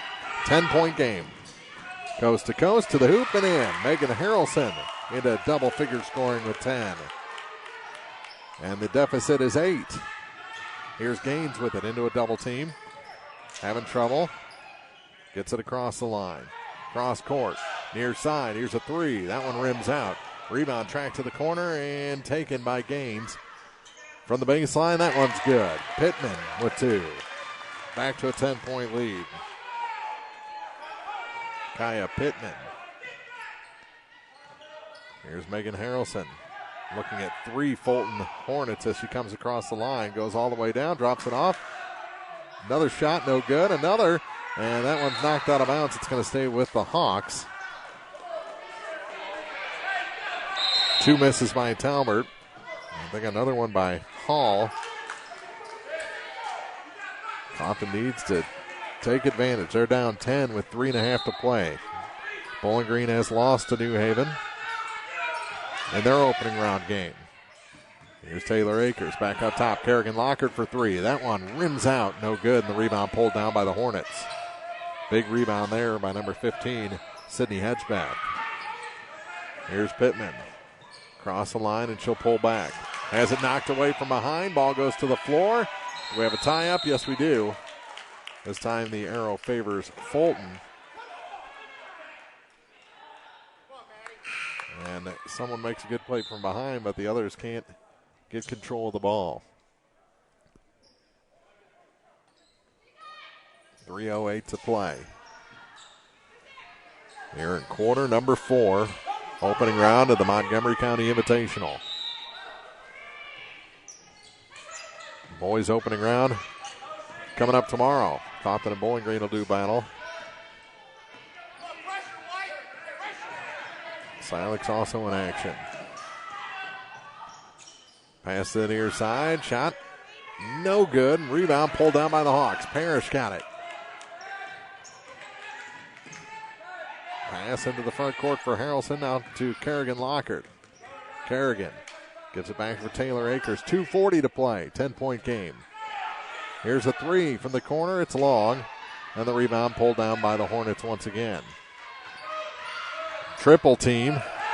And Fulton gets away. Moves past Parrish. Almost to the baseline. Now they kick it out. Kill a little clock here. Pittman goes baseline. Kicks it back. Pittman for three. That one's short. Gets her own rebound from the free throw line. The putback is no good. Rebound again pulled down by Fulton. And the putback this time is good for Gaines. And the lead goes to 12. Clopton needs some points this possession. They can't have another empty. Bounce pass. Getting too late for that. Minute 53 to go. Here's Kerrigan Lockhart from the baseline. Hits the bottom of the backboard, but she's fouled. I think that's going to be on Gowan. We'll check. It is on Olivia Gowan, her second. Kerrigan Lockhart to the line for the third set in this quarter. 2 for 5 in the game. First shot, good. 55-44.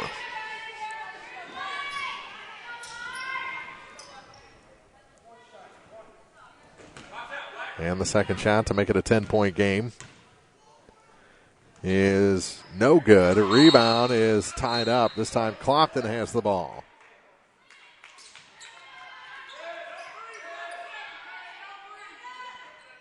It's a big tie up there for the Hawks to try and get this thing under 10. Or to the far side. Kerrigan Lockhart to the hoop. Yes, and a foul. All right. Bucket and a bruise. Chance to make it 4 points on this possession for Kerrigan Lockhart. Fulton lead is 9. Make it 8. Kerrigan having herself a second half. Bounce pass. Gets it ahead. Now they drop it down to the baseline. That shot's no good. Rebound. Good job boxing out by Akers on Pittman. And a carry of the ball by Parrish. Turnover. Gives it back to Fulton with 1:32 to play. 1 step forward, 2 steps back for Clopton tonight.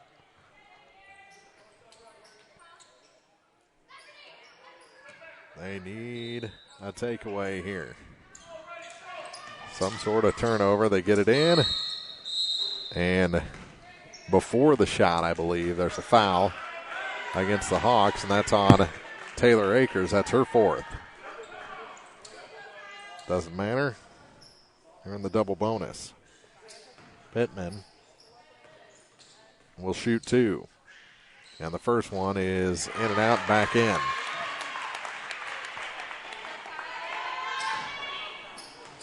Kaya Pittman. 18 points. I missed the second one. Rebound picked up by the Hawks. To the hoop, no. Forcing things there, and the rebound knocked out of bounds by Clopton. Back to Fulton with 1:22 remaining.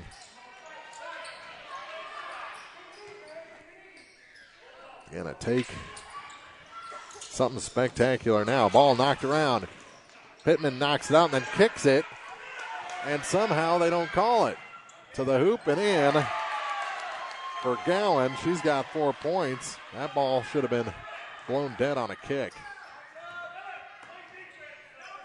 Knocked out of bounds. It's going to stay with the Hawks, but they're down by 11 now with 1:04 to play.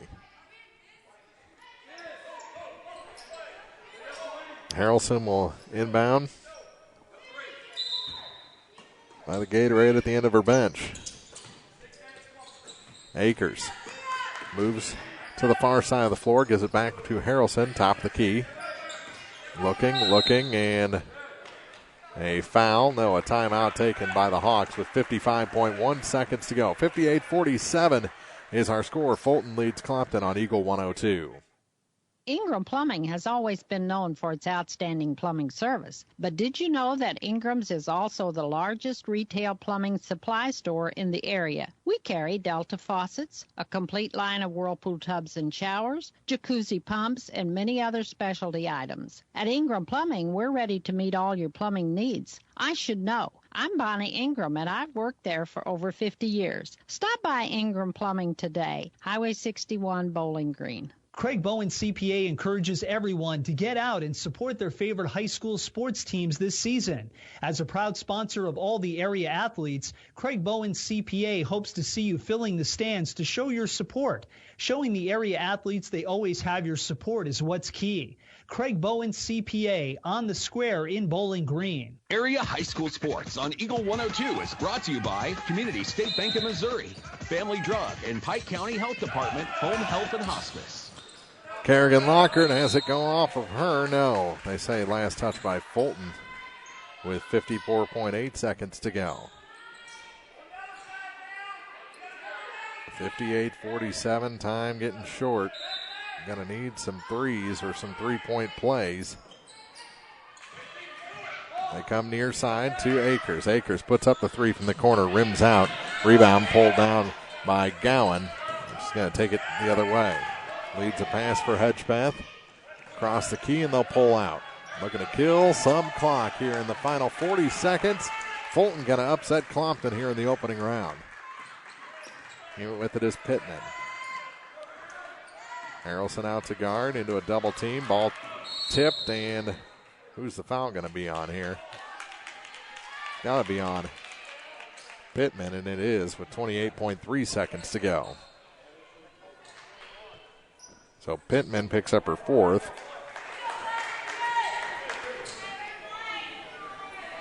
She's got 18 points tonight. Kaya Pittman. At the line is Talbert, and she rims out the first.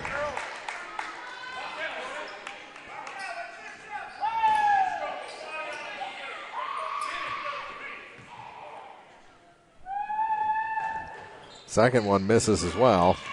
And we're down to 25 seconds. Fulton has the ball in the backcourt. Bouncing it off a couple of defenders. They get across the line to the near side, and they'll pull back. 15 seconds to go. Harrelson almost had a steal on Pittman. And a foul finally whistled. And it's going to be the fifth on Talbert. Her night ends with 4 points.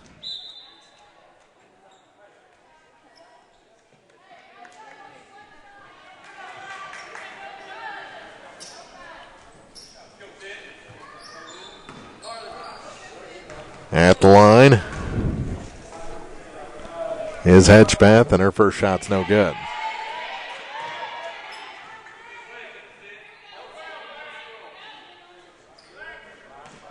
She'll get one more opportunity.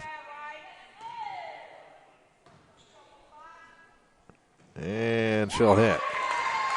59-47, 12 points. The lead, final 7 seconds. Back up top, turnaround three for Harrelson, no good. Pittman the rebound, and that's the final, 59-47. Clopton falls in the opening round of the Montgomery County Invitational by 12 points to the number 6 seed Fulton Lady Hornets. We'll be back with the postgame show after this on Eagle 102. The Eagle 102 postgame show is coming up, sponsored by Abel's Quick Shops. Here's one question that has no wrong answer. Are you going to choose the new Shell and Fuel Rewards card to be used at Shell stations, or the Shell and Fuel Rewards MasterCard that can be used everywhere MasterCard is accepted? With both, you save 10 cents per gallon, up to 20 gallons every time you fill up. And you also earn 10% rebates on your first $1,200 in non-fuel purchases per year at Shell stations. See? You can't go wrong with either. Visit www.shell.us/getrewards and apply today. At participating Shell stations only. Terms and conditions apply. The Mercantile Bank in Louisiana says now's the time to sign up for online banking and bill pay. You won't have to get out in the weather. With online banking, you can bank day or night from your home, office, or anywhere with internet access. Check account balances, view checks, and much more. Stop in today to learn more about online banking and bill pay at the Mercantile Bank, downtown Louisiana. Your hometown bank, member FDIC, and equal housing lender. Hi, this is John. I'm one of the pharmacists you see at Family Drug in Louisiana and the Bowling Green Pharmacy. We're right here with personal and prompt service, giving you the answers about your medications. If you're new in town, come get acquainted. If you're one of our regulars, thank you. You are always welcome to come in and just say hi. The right people, the right service, right downtown. Family Drug, 3rd in Georgia in Louisiana, and the Bowling Green Pharmacy on the square in Bowling Green. Eagle 102 Sports on KJFM is brought to you by Eolia Landscaping Supply, Meyer Implement, and Calumet of Missouri. Time now for the Eagle 102 postgame show on KJFM, sponsored by Abel's Quick Shops. Well, a disappointing night for the teams up our way as Montgomery County defeats Silex 66-15. New Haven defeats Bowling Green 48-36. Herman over Wellsville 67-10. And in our most recent game, it's Fulton with the upset over the 3 seed Clopton Hawks, the final 59-47. And boy, it was a 16-0 run to start the game. You keep going back to it because Clopton never really recovered. They scored a couple of baskets back-to-back, but pretty much until the final minutes, this game was hovering at a 15-point advantage for the Fulton Hornets. Clopton got it within 8 with about 2 to go, but then Fulton got a couple of key turnovers and was able to pull it back to a 12-point advantage and walk away with this upset victory. Again, 59-47. Let's take a look at the final scoring numbers. First for Clopton. They got 4 points tonight from Stephanie Talbert, 8 from Taylor Akers, 10-point night for Megan Harrelson, a dozen for Kerrigan Lockard. Most of those, actually 10 of the 12 coming in the second half, and most of those in the final quarter. 13 points for Logan Hall tonight to lead Clopton in a losing effort. For Fulton, they had 2 points for Alyssa Duell, 4 points for Olivia Gowan, 4 points for Alex Trowbridge, 6 points for Carly Fisher, 16 for Kiana Gaines, and 18 points tonight for Kaya Pittman. Gaines is the ball handler, Pittman's the fuel, and it's an upset machine tonight. 12-point win over Clopton for the Fulton Hornets, 59-47. We'll take a break, wrap this game up, and set you up for night number 2, men's night number 1, here from the Montgomery County Invitational as we continue in the postgame show on Eagle 102. Here's one question that has no wrong answer. Are you going to choose the new Shell and Fuel Rewards card to be used at Shell stations, or the Shell and Fuel Rewards MasterCard that can be used everywhere MasterCard is accepted. With both, you save 10 cents per gallon up to 20 gallons every time you fill up. And you also earn 10% rebates on your first $1,200 in non-fuel purchases per year at Shell stations. See? You can't go wrong with either. Visit www.shell.us/getrewards and apply today. At participating Shell stations only. Terms and conditions apply. Bank from anywhere with Bank of Louisiana's new Freedom Checking account. No minimum balance, no monthly fees, and free access to all of our mobile and online banking services like mobile check deposit, text banking, and online bill pay. Bank on your own terms with Freedom Checking from Bank of Louisiana. Stop by either Bank of Louisiana location today for more details or to open an account. Bank of Louisiana, member FDIC, equal housing lender. Phone data rates may still apply. Check with your carrier for details. Freedom Checking from Bank of Louisiana. Hi folks, this is Eric Schaefer. With sports season upon us, be treated like the pros. If your athlete has experienced an injury during a game or practice, let our experienced sports medicine team at Pike County Memorial Hospital Physiotherapy Department get them back to play. We have 2 locations to better serve our community. Pike County Memorial Hospital Physiotherapy and Sports Medicine in Louisiana and Bowling Green. Pike County Memorial Hospital. Community owned, nationally known. Eagle 102 Sports on KJFM is brought to you by Ingram Plumbing, Bowling Green Pharmacy, and Mid-America Auto and Towing. So Silex, Clopton, and Bowling Green all fall into the consolation bracket and will play in the middle school gym on Wednesday. We'll get you those times and matchups here shortly. Men's opening round action tomorrow night here in the high school gym. It'll be the 3-6 matchup between the 2-7 to lead things off between Herman and Wellsville, followed by the 3-6 between Montgomery County and New Haven. The games will be broadcasting on KJFM tomorrow night. Both come from the middle school gymnasium. The first game is the number 1 seed Fulton taking on the 8 seed Silex, followed by the number 4 seed Bowling Green taking on the 5 seed Clopton. So that one should be fun, probably the most fun we've had here in the opening round. Coverage starts at 5:45 tomorrow before the 6 o'clock tip-off between Fulton and Silex. 7:30 scheduled tip-off between Bowling Green and Clopton as the men open the 2019 Montgomery County Invitational. So on Wednesday, the championship semifinals will be the 1 seed Herman taking on the 5 seed New Haven at 6 o'clock, and number 2 seed Montgomery taking on the 6 seed Fulton at 7:30. In the middle school gymnasium will be the consolation side of the bracket where Bowling Green will take on Wellsville, the 4-8 matchup in the first game. We'll have that one for you here on KJFM. And then the 7:30 game will be number 3 seed Clopton taking on number 7 seed Silex. That's scheduled for a 7:30 start from the middle school gym. So that kind of takes you through the next 2 days here at the 2019 Montgomery County Invitational. And we'll wrap things up here for night number 1. Ladies' night, kind of disappointing for our area teams as Bowling Green, Clopton, and Silex all fall here tonight. For Marianne Eberhardt, Mark Froenig saying good night, and we'll see you tomorrow here from Montgomery County on Eagle 102. You've been listening to high school basketball on KJFM Radio.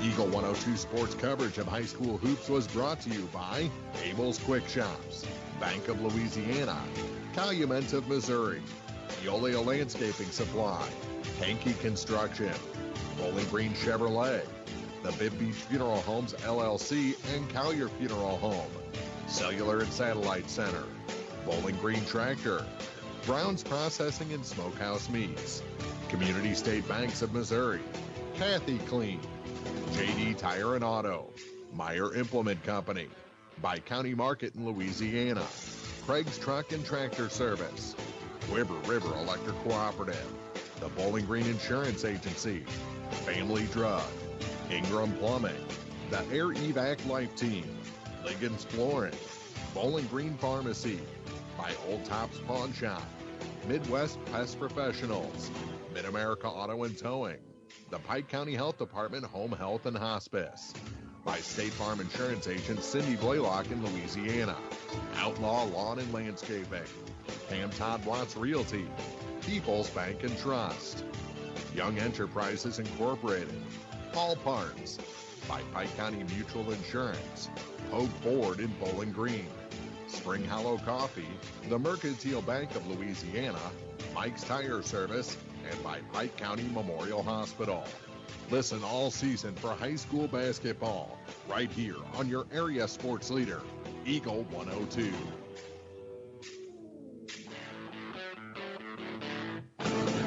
Broadcasting from the KJFM radio barn at 102.1. This is KJFM Louisiana Bowling Green, Eagle 102.